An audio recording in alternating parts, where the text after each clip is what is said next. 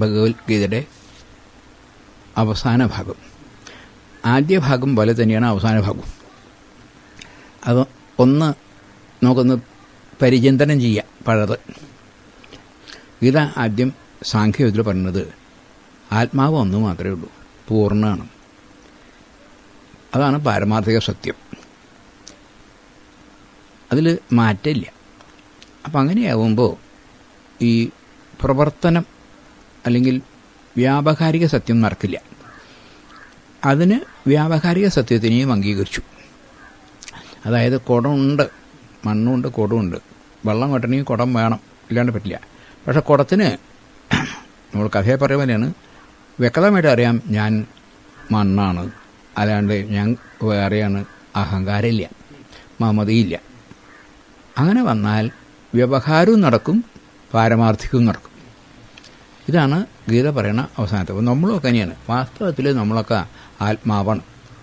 മമൈവാംശോ ജീവലോകെ ജീവഭൂത സനാതനം എന്ന് പറഞ്ഞിട്ട് ഭഗവാന്റെ തന്നെ അംശമാണ്. അംശം എന്ന് പറയാൻ വയ്യ, കാരണം പൂർണ്ണത്തിനൊരു അംശമൊന്നും വയ്യ, സാങ്കല്പികമായിട്ട്. അപ്പോൾ ഈ സങ്കല്പം നമുക്ക് അറിഞ്ഞാൽ ജീവിതം, ഇപ്പോൾ കുറച്ച് മുമ്പ് നമ്മൾ പറഞ്ഞതായിരുന്നു, എല്ലാം അങ്ങനെയായി നടക്കും.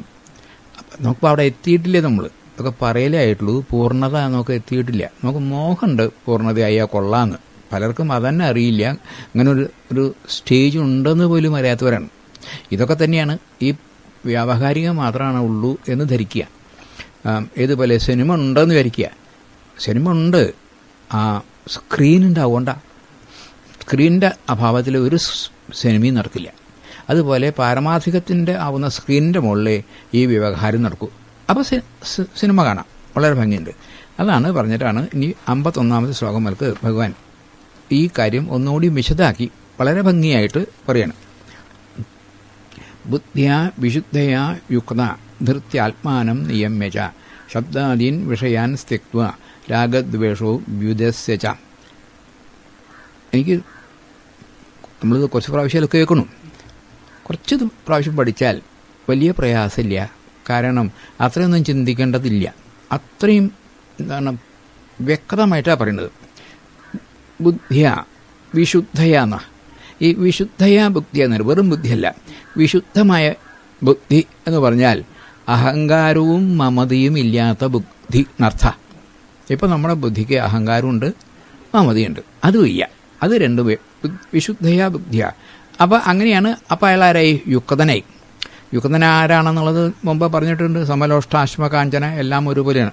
അങ്ങനെയാൾ അതൊക്കെ ഇവിടെ മുമ്പ് പറഞ്ഞു. അപ്പോൾ ബുദ്ധി ആവണം, അത് വിശുദ്ധാവണം, യുക്തനാവണം. അപ്പോൾ ധൈര്യം വേണം. അതാണ് ഇവിടെ ധൈര്യത്തെ പറ്റി 3 ധൈര്യം പറഞ്ഞു. ധൃത്യ, ആ ധൈര്യം കൊണ്ട് ആത്മാനം നിയമ്യച്ച, അതിനെ നിയമത്തിൻ്റെ കീഴിലാക്കി വെച്ചാൽ സ്വതന്ത്രം. നിയമം എന്ന് പറഞ്ഞാൽ ഈ ബുദ്ധി തന്നെയാണ് ആ നിയമം ഉണ്ടാക്കിയിട്ടുള്ളത്. ഈ ഈശ്വരൻ തന്നെയാണ് നിയമം ഉണ്ടാക്കിയുള്ളത്. പ്രകൃതിയുടെ നിയമം വേറെ ആളുണ്ടാക്കിയതില്ല.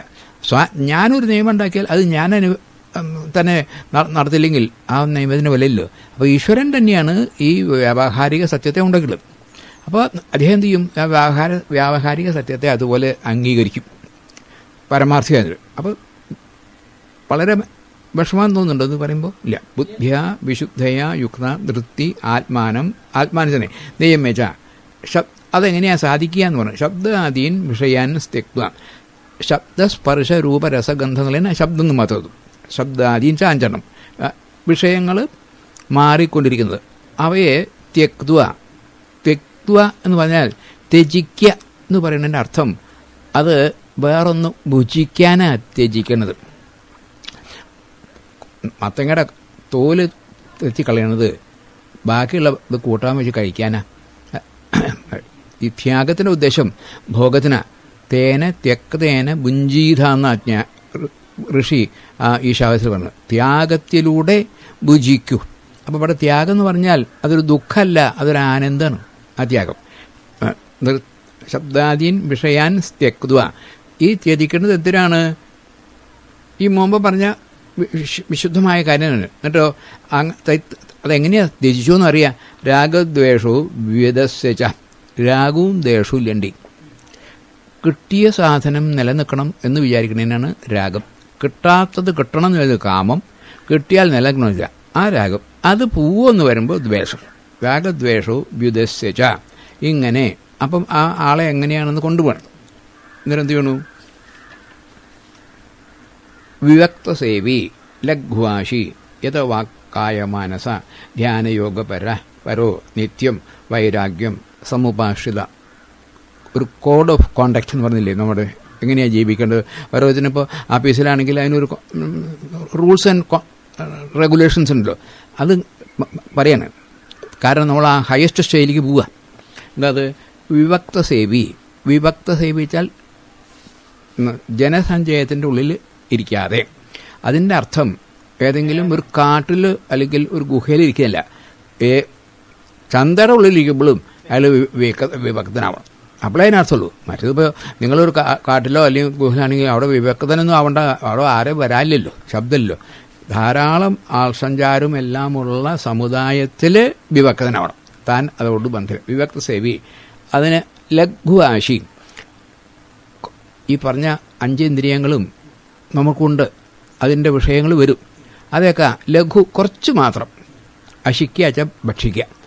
അത് പ്രധാനം വായ കൂടെയുള്ള ഭക്ഷണമാണ്. അത് വല്ലാണ്ട് ഭക്ഷണം കഴിച്ചാൽ നമുക്ക് ഈ പറഞ്ഞതൊന്നും നടക്കില്ല. ഭക്ഷണം അത് ആവശ്യത്തിന് ലഘുവാശി. നോക്കൂ, യഥ വാക്കായ മനസ്സ്. 3 കാര്യങ്ങളാണ് നമുക്കുള്ളത്. ശരീരം, വാക്ക്, മനസ്സ്. പ്രവർത്തിക്കാൻ ശരീരം കൊണ്ട് പ്രവർത്തിക്കാം, വാക്കുകൊണ്ട് പ്രവർത്തിക്കാം, മനസ്സുകൊണ്ട് പ്രവർത്തിക്കാം. അത് 3നും യഥാ വാക്ക്, കായം, ശരീരം, മനസ്സ, അവയെ ഒതുക്കി. ഇതൊക്കെ ചെയ്ത വിഭക്ത സേവയെ തന്നെ ഒതുങ്ങും അത് മനസ്സ. അപ്പം എന്നിട്ട് വേണം എന്ത് വേണം? ധ്യാനയോഗ പരോ. ആ പരമമായ ധ്യാനത്തിലേക്ക് പോവാം. ധ്യാനം എന്ന് പറയുമ്പോഴും അവിടെ ഏതെങ്കിലും ഒരു ചെറിയ പദാർത്ഥമോ എന്തെങ്കിലും ഒന്ന് വേണം. പൂർണ്ണമായിട്ടുള്ള സങ്കല്പരഹിതമല്ല ധ്യാനം. ഏകസങ്കല്പം, ഒരേ സങ്കല്പം വീണ്ടും വീണ്ടും വീണ്ടും ആവർത്തിക്കുമ്പോൾ അതിന് പേരാണ് ധ്യാനം. സങ്കല്പരഹിതമായാൽ സമാധി. അപ്പം അയാൾ ധ്യാനയോഗപരോ നിത്യം. ഇത് ഒരു ദിവസമല്ല, എല്ലാ ദിവസവും. എന്താണ് അതിനെന്ത് വേണം? വൈരാഗ്യം സമുപാശ്രിത. ഇതിന് വൈരാഗ്യം ഉണ്ടാവണം. ഈ വാക്ക് ആളുകൾക്ക് വലിയ പരിഭ്രമം. വൈരാഗ്യം എന്ന് പറഞ്ഞാൽ ഒരു പ്രയാസവും ഇല്ലാത്തതാണ്. വൈരാഗ്യം എന്ന് പറഞ്ഞാൽ ഏതിനോടാണോ അധികം പ്രേമുണ്ടത് അതിനെ നമ്മൾ വിചാരിച്ചോളും. മറ്റതിനോടൊക്കെ വൈരാഗ്യം തന്നെ ഉണ്ടായിക്കൊള്ളും. അപ്പം നമ്മൾ ആ പരമമായ ലക്ഷ്യത്തിനെ ആണ് ആഗ്രഹിക്കുന്നത്.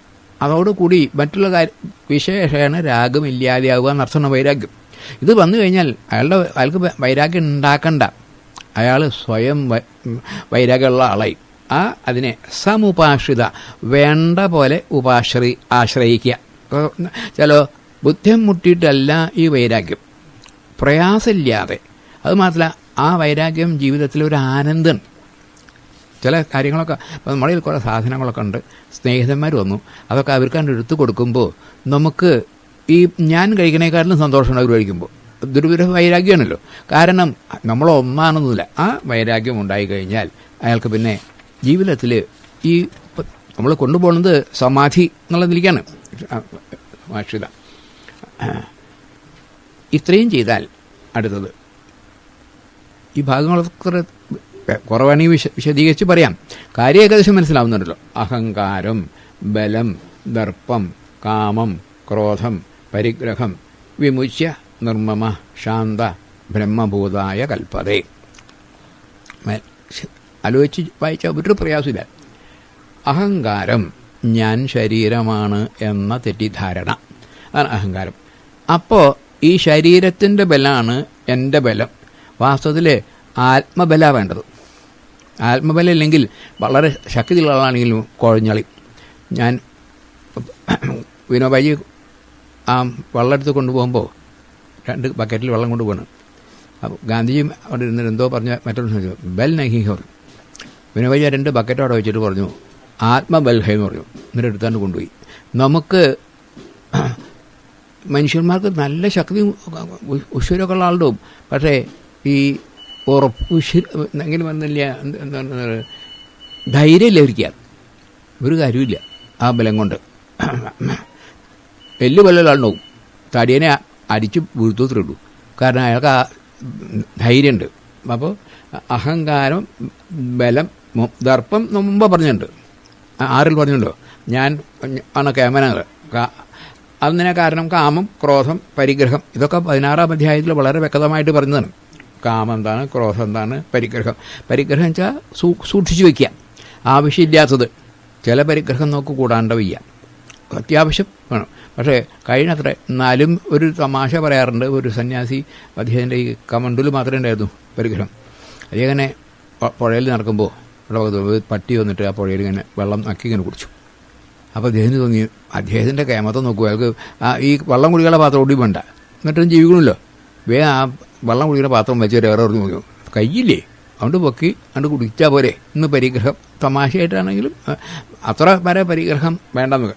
പരിഗ്രഹം, വിമുച്യ, ഇവയൊക്കെ വിശേഷേണ മോചിച്ചിട്ട് എന്നിട്ടോ അപ്പോളേ നിർമ്മമനാവുള്ളൂ. ഇതൊക്കെ കഴിഞ്ഞാൽ നിർമ്മമനായി. അതെങ്ങനെയാ അറിയാം? ശാന്തനവും. ശാന്തി എന്ന് പറഞ്ഞാൽ മനസ്സിൻ്റെ ശാന്തിയാണ് പറയുന്നത്, അല്ലാണ്ട് വെറുതെ ഒരു ഭാഷ മുണ്ടാണ്ടിരുന്ന ശാന്തിയല്ല. മനസ്സ് ഈ സങ്കല്പങ്ങൾ ചുരുങ്ങുമ്പോഴാണ് ശാന്തി. അത് ചെയ്യുന്ന ആളുകളെയാണ് ഈ മനസ്സ് ഏറ്റവും ചുരുങ്ങി ഈശ്വരാകാരമായിട്ടിരിക്കുന്ന ആളുകളെയാണ് ഈ ശാന്തിക്കാരെന്ന് പറയുന്നത്. അമ്പലത്തിൽ പാവങ്ങളിപ്പോൾ അവർക്ക് ഒട്ടും ശാന്തിയില്ല. കാരണം അവർ 100 കാര്യങ്ങൾ ആഗ്രഹിച്ചിരിക്കുകയാണ്. അവർക്ക് ശാന്തി എന്ന് പറഞ്ഞാൽ എന്താണെന്നല്ലേ. അപ്പോൾ ശാന്തി ഒരു തൊഴിലായിരിക്കണം. ശാന്തി ചെയ്തു പുലർത്തുവാനായിട്ട് സന്ധ്യയോളം നടക്കുന്നിതു ചിറർന്ന് പൂന്താനം തന്നെ പറഞ്ഞിരിക്കണം. അപ്പോൾ അതുമായി ബുദ്ധിമുട്ട് നമ്മുടെ അമ്പലത്തിൽ വാസ്തവത്തിൽ ശാന്തിക്കാരായിരിക്കുക. അവർ ഈശ്വരന്മാരെ പലയും. അവർക്കൊന്നും ആവശ്യമില്ല, നമുക്ക് എന്ത് വേണമെങ്കിൽ ഇങ്ങോട്ട്. അപ്പോൾ നമ്മൾ അവരെ തലയെ കൂടി എന്ത് വേണമെങ്കിൽ അങ്ങോട്ട് കൊടുക്കും. പക്ഷെ ഇപ്പോൾ അങ്ങനെയല്ല. അപ്പോൾ അവർ കൂലിക്കാരാണ്, ശാന്തി തൊഴിലാളിയാണ്. അപ്പോൾ ബുദ്ധിമുട്ടേ എല്ലാം തൊഴിലാളിയുണ്ടല്ലോ. അധ്യാപകൻ പോലും ഇപ്പോൾ തൊഴിലാളിയാണ്. അല്ലെ, ശമ്പളം കിട്ടിയില്ല, അധ്യാപകം പഠിപ്പിക്കില്ല. അപ്പോൾ അല്ലേ, അതുകൊണ്ടാണ് ആളെ അധ്യാപകൻ എന്നൊക്കെ പറഞ്ഞതേ. സാധാരണ ഇപ്പോൾ എങ്ങനെ വിളിക്കായിരുന്നു? മേഷം എന്നാണ്. മേഷം വെച്ചാൽ കൊള്ളരുതാത്തതെന്ന് അർത്ഥമാണ്. അതിലൊക്കെ ഭേദമാണ് ഈ അധ്യാപകൻ. അധ്യാപകനേക്കാൾ മേലെയാണ് ആചാര്യൻ. ആചാര്യനായാൽ ആചരിക്കണമല്ലോ. അതിൻ്റെയും മേലെയാണ് ഗുരുനാഥൻ. ഗുരുനാഥൻ എന്ന് പറഞ്ഞാൽ ഹയസ്റ്റ്. ഗുരു ബ്രഹ്മ, ഗുരു വിഷ്ണു, ഗുരുവാണ് ബ്രഹ്മം തന്നെയാണ്. അങ്ങനെ ശാന്ത ബ്രഹ്മഭൂതായ കൽപ്പത. ബ്രഹ്മഭൂത അതായത് താൻ ബ്രഹ്മമാണ് എന്നതിന് അയാൾക്ക് ആ നിലയിൽ അയാളവിടെ എത്തണം.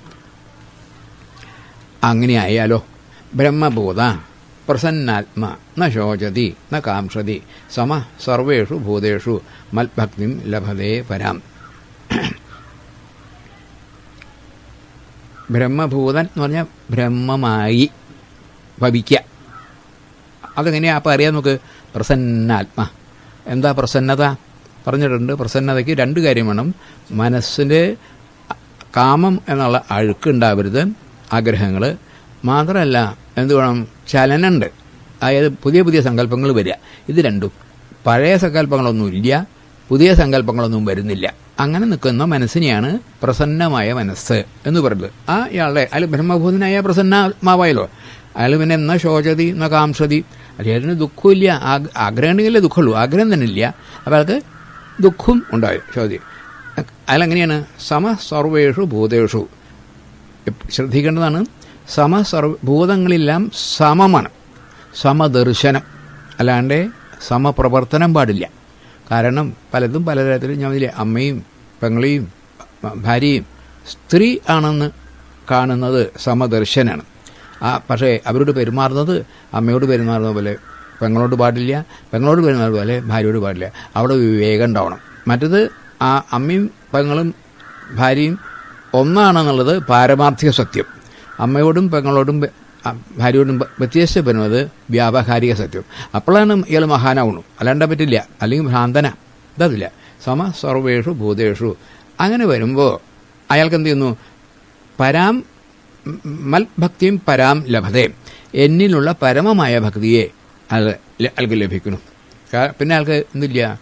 അപ്പം ഈ ഭക്തി എന്ന് പറയുന്നത് ഇപ്പം നമ്മളൊക്കെ അമ്പലത്തിൽ പോകുന്നതൊക്കെ ഭക്തിയെ ഭരിക്കുക.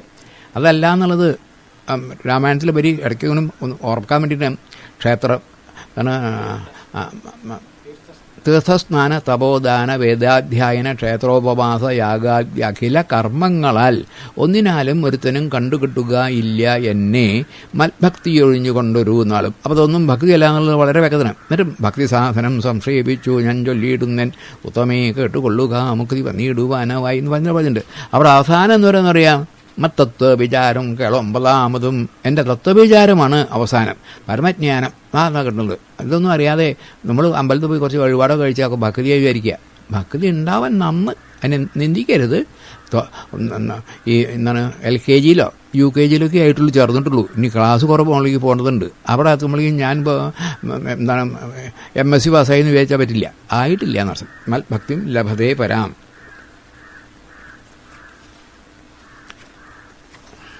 ഈ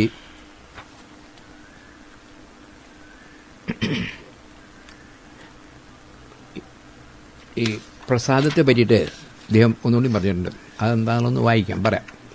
പ്രസാദം ഉണ്ടല്ലോ, ഭഗവാൻ എന്നുള്ളത് പൂർണ്ണമാണല്ലോ. നമുക്കിപ്പോഴും ഭഗവാൻ എന്ന് പറയുമ്പോൾ ഒരു വ്യക്തിഭാവം വരിക, അതാ ബുദ്ധിമുട്ട്. അതല്ല, അത് ഭഗവാനാവാൻ വയ്യല്ലോ, പൂർണ്ണനല്ലേ. ആ പൂർണ്ണത്തെ തന്നെ എപ്പോഴും ചിന്തിക്കുക വയ്ക്കുക. അങ്ങനെ ചിന്തിക്കുന്ന സമയത്ത് നമ്മുടെ ഈ മനസ്സിന് മറ്റൊന്നിനെ ആഗ്രഹിക്കാൻ വയ്യ. കാരണം പൂർണ്ണമാണ് പിന്നെ അതിൽ ആഗ്രഹം. അപ്പോൾ ആഗ്രഹം എന്ന ചളി പോയി. പിന്നെ ഉള്ളത് ആഗ്രഹം ഉണ്ടാകുമ്പോഴേ അത് ചെയ്യാൻ ഈ മനസ്സ് ഓടുള്ളൂ. അപ്പോൾ ചലനവും പോയി. അപ്പോൾ മനസ്സിൻ്റെ ചളി എന്നുള്ളത് വാസന. ആ വാസനയ്ക്ക് അനുസരിച്ചുള്ള പ്രവർത്തനം, അതാണ് ഈ ചലനം. വാസന തന്നെ പോയാൽ, ചളി തന്നെ പോയാൽ തന്നെ വളരെ നന്നായി. പിന്നെ അനക്കൂല്ലായിരിക്കുക, വളരെ നല്ല.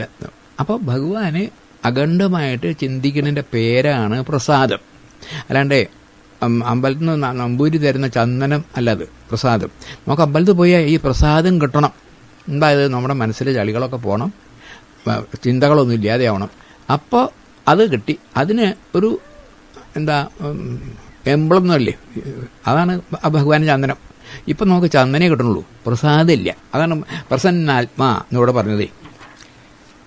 ഇനി ഇങ്ങനെയുള്ള ഭക്തി ഉണ്ടായാൽ ഭക്തിയ മാം അഭിജാനാതി, ഈ ഭക്തി കൊണ്ട് മാത്രമേ ഞാൻ ആരാണ്, അത് പൂർണ്ണത എന്താണെന്ന് ജാനാമി. യാവാൻ യച്ചാസ്തി തത്വത, എത്ര ഉണ്ട്, എവിടെയാണ്, എന്താ എന്നെ പറ്റിയിട്ടുള്ള പരിപൂർണമായ വിവരം.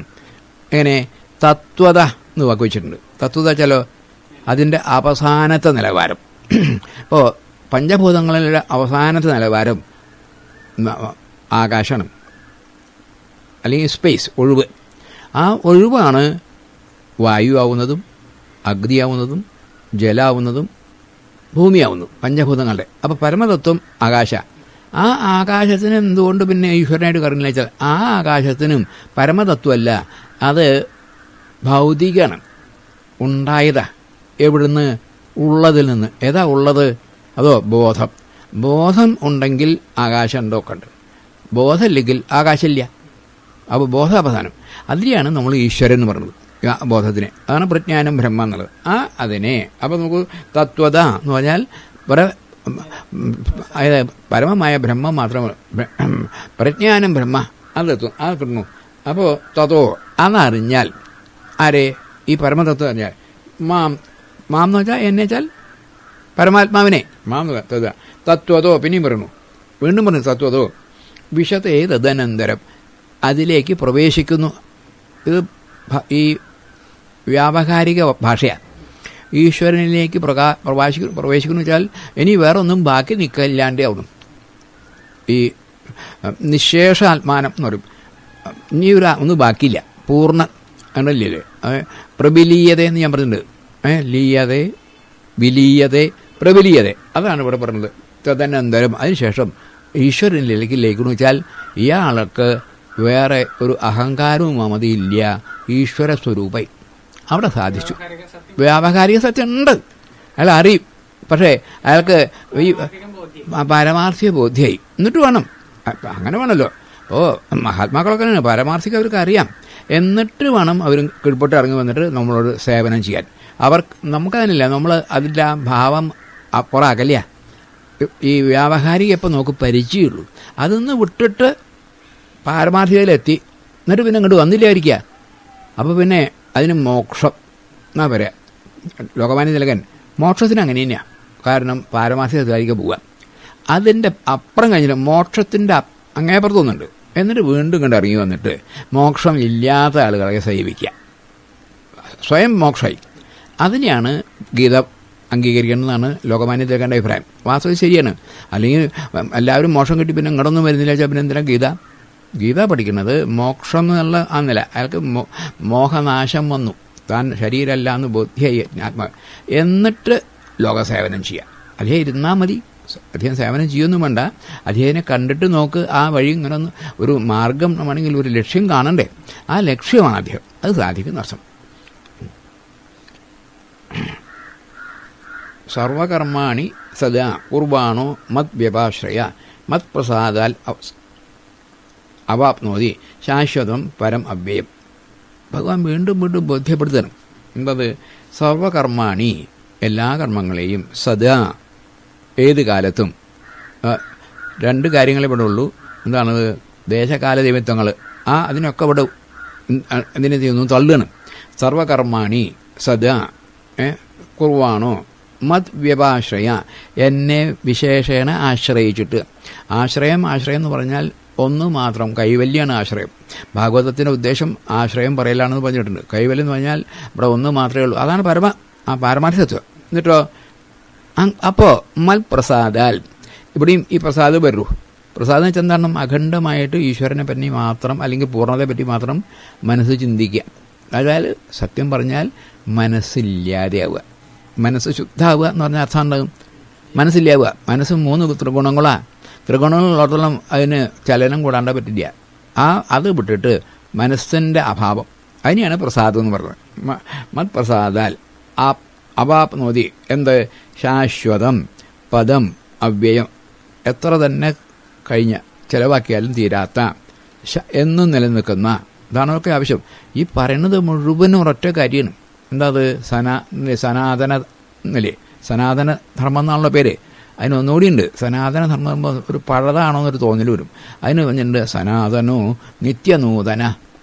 അപ്പോൾ രണ്ടുമായി, ഏത് കാലത്തും ഉണ്ട്, എന്നും നിത്യനൂതനാണ്. ആ ഭാവത്തിലേക്ക് നോക്കൂ. ഈ വ്യക്തിഭാവമൊക്കെ പോയി ഇവിടെ പൂർണ്ണ തത്വത്തിലേക്ക് എത്തി. മത് പ്രസാദ അവാപ്നോതി ശാശ്വതം പദം അവ്യയം. എന്നിട്ടോ ചേതസ സർവകർമാണി മയി സന്യസ്യ മൽപര ബുദ്ധിയോഗമുപാശ്രിത്യ മച്ചിത്ത സതതം ഭവ. ആനി അർച്ച് ഇങ്ങനെ അടിച്ച് ഉറക്കണം വരെ പിന്നെയും ചേക്കണം ഭഗവാൻ. ചേതസ മനസ്സ്. സർവകർമാണി മയി സന്യസ്യ, മനസ്സുകൊണ്ട് എല്ലാ കർമ്മങ്ങളും ഭഗവാനെ സന്യസിക്കാൻ പാടുള്ളൂ. ശരീരം കൊണ്ട് എല്ലാം ഭഗവാന് ആരാധിച്ചിട്ട് അടുത്തുള്ള ആൾക്ക് ഒരു വേലക്കാരനോ അല്ലെങ്കിൽ ധർമ്മക്കാരനോ അടുത്ത ആൾക്ക് കൊടുക്കണം, അല്ലാണ്ട് പറ്റില്ല. അത് ഈശ്വരനെ കാണുമല്ലോ. അയാൾ എങ്ങനെയാണ്? വാസുദേവ സർവമിതി എന്നാണ് കാണുന്നത്. ചേതസ സർവകർമാണി മൈ സന്യസ്യ, എന്നിൽ സന്യസിച്ചിട്ട്. സന്യസിക്കുക എന്ന് പറഞ്ഞാൽ എന്താർത്ഥം? കർമ്മങ്ങൾ അഹങ്കാരവും മമതയും ഇല്ലാതെ ചെയ്യുന്ന പ്രവൃത്തിയാണ് സന്യാസം. അല്ലാണ്ട് അതൊരു പ്രത്യേക രൂപ അടയാളമല്ല. അഹങ്കാരവും മമതയും ഇല്ലായിരിക്കുക. അദ്ദേഹം സന്യാസി, അദ്ദേഹം കർമ്മം ചെയ്യും. മൈ സന്യസ്യ മത്പര, എല്ലാറ്റിലും പരമായത് ശ്രേഷ്ഠം ഞാനാണെന്ന് അദ്ദേഹം അറിയുന്നു. അതിലെന്ത് ചെയ്തു? ബുദ്ധിയോഗം ഉപാശ്രിത്യം. ബുദ്ധിയോഗം എന്നുള്ളത് 2-ാം അധ്യായത്തിലെ 39-ാം ശ്ലോകത്തിൽ ആണ് ആദ്യം. ഇനി ബുദ്ധിയോഗം പറയാം എന്ന് പറഞ്ഞു. ആദ്യം അവിടെ സാഖ്യം പറഞ്ഞു. ബുദ്ധിയോഗം എന്ന് പറഞ്ഞാൽ എന്താർത്ഥം? കർമ്മയോഗം. ബുദ്ധിയോഗം എന്തിനാണോ കർമ്മയോഗം പറഞ്ഞത്? 39 മുതൽക്ക് അവിടെയാണല്ലോ എന്താണ് 42 സിദ്ധ്യോ സമോ ഭൂത്വ സമത്വം യോഗ ഉച്യത്തെ. 48 2-ൽ ശ്ലോകം ഉണ്ടല്ലോ.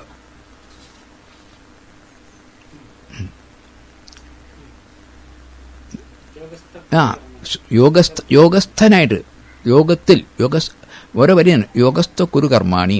എന്താ അതിൻ്റെ അർത്ഥം? അതോ യോഗസ്ഥ കുരുമണി. പിന്നെന്താ യോഗം എന്ന് പറയുന്നത്? സംഘം ത്യക്തുക. സംഘം തേച്ചാൽ യോഗൈ, സംഘം നിൽക്കുക ധനഞ്ജയ അല്ലേ? അതെങ്ങനെ അറിയാം? സിദ്ധ്യോ സമോഭൂത്വ സമത്വം യോഗ ഉച്ചത്. ആ യോഗം എന്നുള്ളതിൻ്റെ ഒരു ഡെഫിനേഷനാണ് ആ ശ്ലോകം. അത് സാധിക്കും ആർക്ക്? ഈ മക്ക് ബുദ്ധിയോഗം ഉപാശ്രിത്യ മച്ചിത്ത മച്ചിത്ത എന്ന് പറഞ്ഞാൽ ചിത്തം എന്നില്ലാതെയായി എന്നർത്ഥമാണ്. ഭഗവാൻ എന്ന് പറയുന്നത് പൂർണ്ണതായി, ആ ചിത്തത്തിൻ്റെ ഭാവം തന്നെ ഇല്ല. പരിശുദ്ധമായ ചിത്തം എന്ന് പറഞ്ഞാൽ ഇല്ല എന്നർത്ഥം അല്ലേ. ഭാഗവത്തിൽ ഏകാദശി 13 ഉള്ള കഥ ഞാൻ പറഞ്ഞിട്ടുണ്ട്.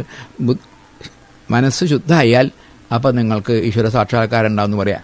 3 ത്രിഗുണങ്ങളാണ് പോയാൽ. അപ്പോഴാണ് ചോദിക്കുക, ത്രിഗുണങ്ങളെ കൊണ്ടല്ലേ ചിത്തം ഉണ്ടാക്കേണ്ടത്, അങ്ങനെ ചോദിക്കും.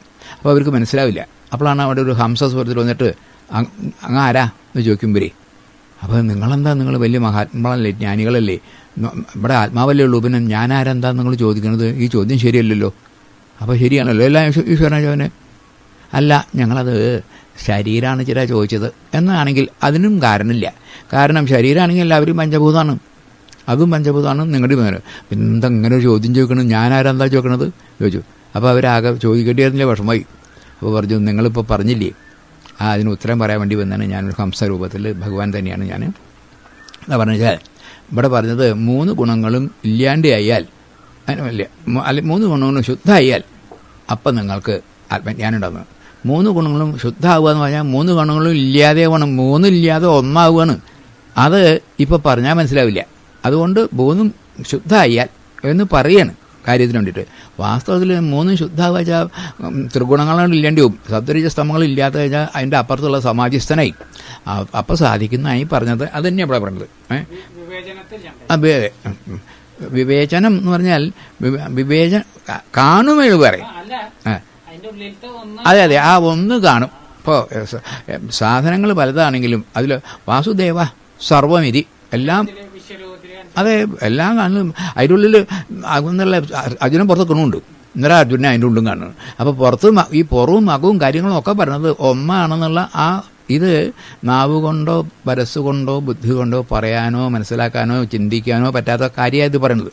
അങ്ങനെ ഒന്നുണ്ട്, അത് നമുക്ക് അറിയുന്നുണ്ട്, ഉറക്കത്തിൽ ഒരു അനുഭവമുണ്ട്. പക്ഷേ നമുക്കത് ഉറക്കം എന്താണെന്ന് പറയാൻ പറ്റുമോ? നാ ഉറങ്ങിയിട്ടില്ലേ തീർച്ചയാണല്ലോ. അപ്പോൾ അതുപോലെയാണ് ഭവ. അങ്ങനെ ആയാൽ മച്ചിത്ത സർവകർമാണി മത്പ്രസാദാൽ തരിഷ്യസി അതചൽ ത്വം അഹങ്കാര ന ശ്രോഷ്യസി വിനക്ഷസി. ഒരു എന്താ താക്കീത് പറഞ്ഞവരുണ്ട്. മച്ചിത്ത മനസ്സ് മുഴുവനും എന്നിലാവുക വെച്ചാൽ മനസ്സില്ലാണ്ടാവുക, അല്ലെങ്കിൽ പൂർണ്ണമാവുക, രണ്ടായാലും വിധത്തില്ല. മച്ചിത്ത സർവദുർഗാണി മൽപ്രസാദാൽ തരിഷ്യതി. ദുർഗങ്ങൾ കടമ്പകൾ, കഷ്ടപ്പാടുകൾ, എല്ലാ തരങ്ങളുള്ള വിഷയങ്ങളും ഞാൻ പ്രസാദിച്ചാൽ, ഞാൻ പ്രസാദിക്കുക.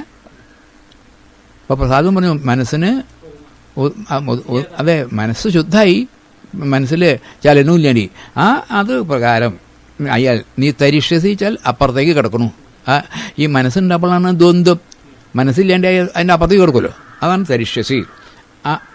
ഇനി ഭഗവാനൊരു താക്കീത്, അതേൽ ത്വം അഹങ്കാരാൽ, ഞാൻ ഈ പറഞ്ഞതൊന്നും മനസ്സിലാക്കാൻ തയ്യാറില്ലാണ്ടേ, ഞാൻ എൻ്റെ അഹങ്കാരം വെച്ചാൽ ഞാൻ ശരീരമാണെന്ന ബോധം, അഹങ്കാരാൽ നീ ഇതൊന്നും പറ്റില്ല എന്ന് നീ ന ശ്രോഷ്യസി, ഞാൻ ഈ പറയുന്നതൊന്നും നീ കേൾക്കാൻ തയ്യാറില്ല എങ്കിൽ വിനക്ഷസി വിശേഷേണ നശിക്കും.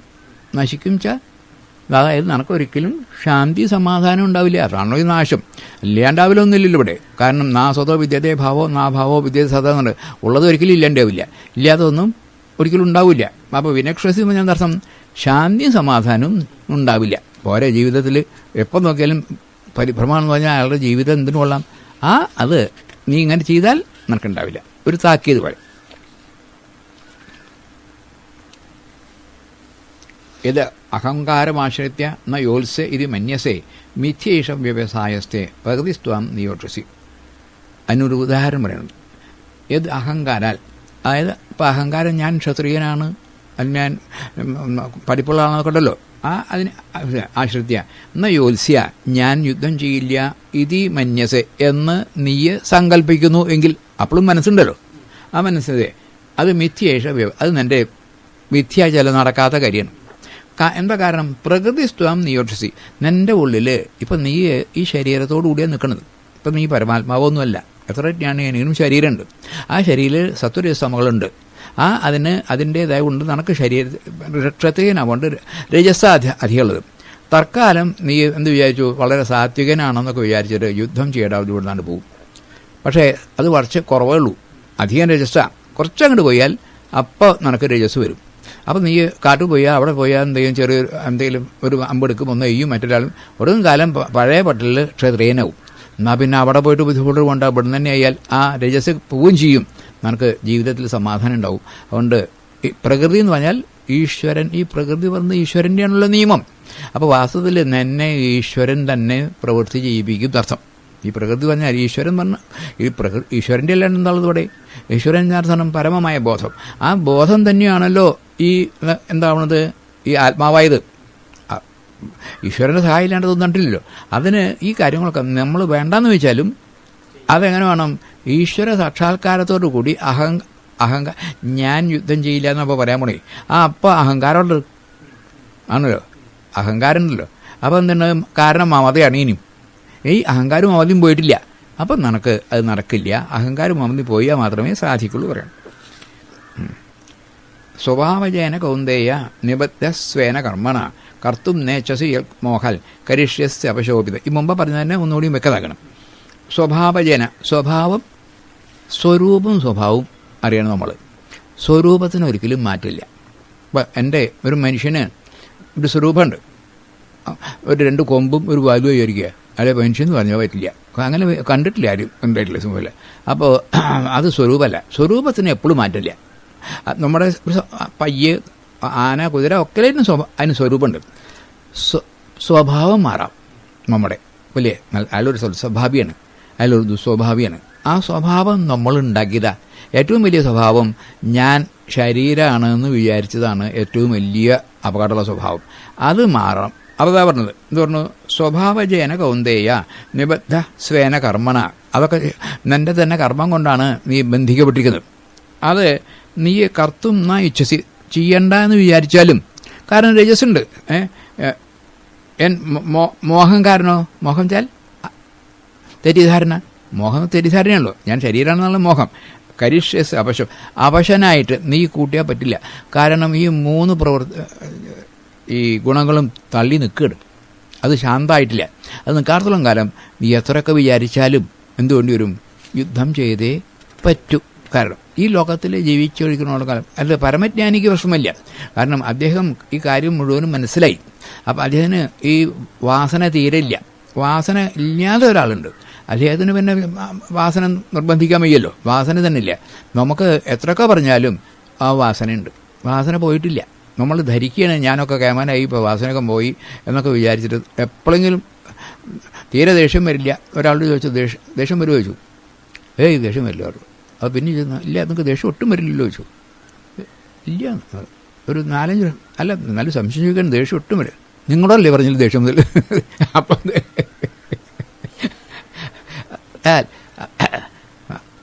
ഉള്ളിലുണ്ടേ.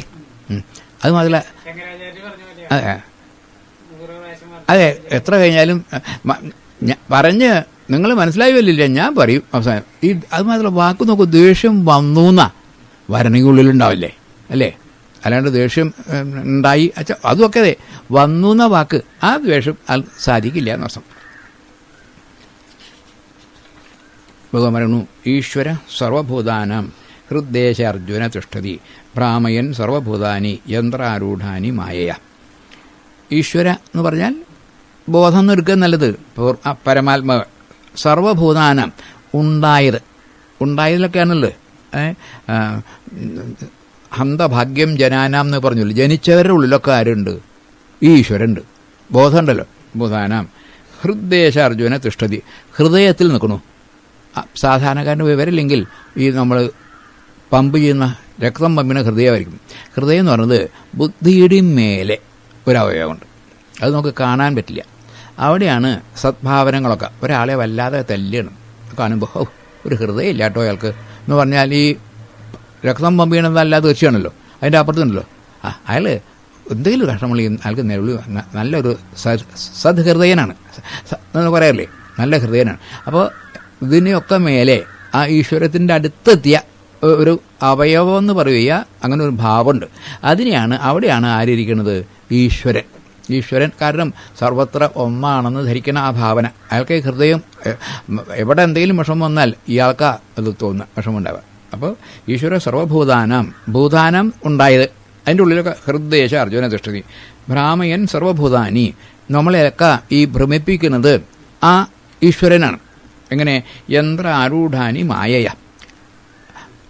ഈ യന്ത്ര ഊഞ്ഞാലുണ്ടല്ലോ, അതിൽ കയറി ഇരുന്ന് കഴിഞ്ഞാൽ പിന്നെ നമ്മുടെ കയ്യിലല്ല, അത് തന്നെ ചുറ്റിമുട്ടിക്കും അല്ലോ. വേണമെങ്കിൽ അതൊന്നും ഇങ്ങോട്ട് ഇറങ്ങണം, അതുവരെ ചുറ്റിൽ, അത് അതിൻ്റെ സ്വഭാവം, അത് ചുറ്റും. അതുമാതിരി ഈ പ്രപഞ്ചം എന്നുള്ളത് ഈശ്വരൻ്റെ ഒരു യന്ത്ര ഊഞ്ഞാല.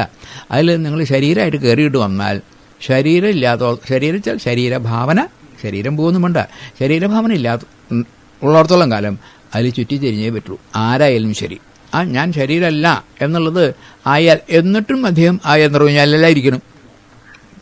ഞാൻ ശരീരമല്ല എന്ന് പറയാനും ഒരാൾ വേണമല്ലോ. അപ്പോൾ ആ പൂർണ്ണത വന്ന് പറയാൻ പറ്റില്ലല്ലോ, ആ ആളും അവിടെ ഇരിക്കുന്നു. അപ്പോൾ എല്ലാ ആളുകളും ഇവിടെ ആരൊക്കെ ഉണ്ടോ, എത്ര കാലമൊക്കെ പറഞ്ഞാലും മറ്റത് എന്താണെന്ന് പറയാൻ എന്തിനേക്കാട്ടിലും എല്ലാറ്റിനും അതീതമായ അതൊരവസ്ഥ എന്ന് പറഞ്ഞുകൂടാ. അത് എന്താണെന്ന് നാവുകൊണ്ട് പറയാൻ പറ്റില്ല. ഏതോ വാച നിവർത്തന്റെ അപ്രാപ്യ മനസ്സാ സഹ എന്നൊക്കെ പറയാറുണ്ട്. നാവുകൊണ്ട് വായുകൊണ്ട് പറയാൻ പറ്റില്ല, മനസ്സുകൊണ്ട് പറ്റില്ല. അതെ, ഈശ്വര ബ്രാഹ്മൻ യന്ത്രാരൂഢാനി മായ.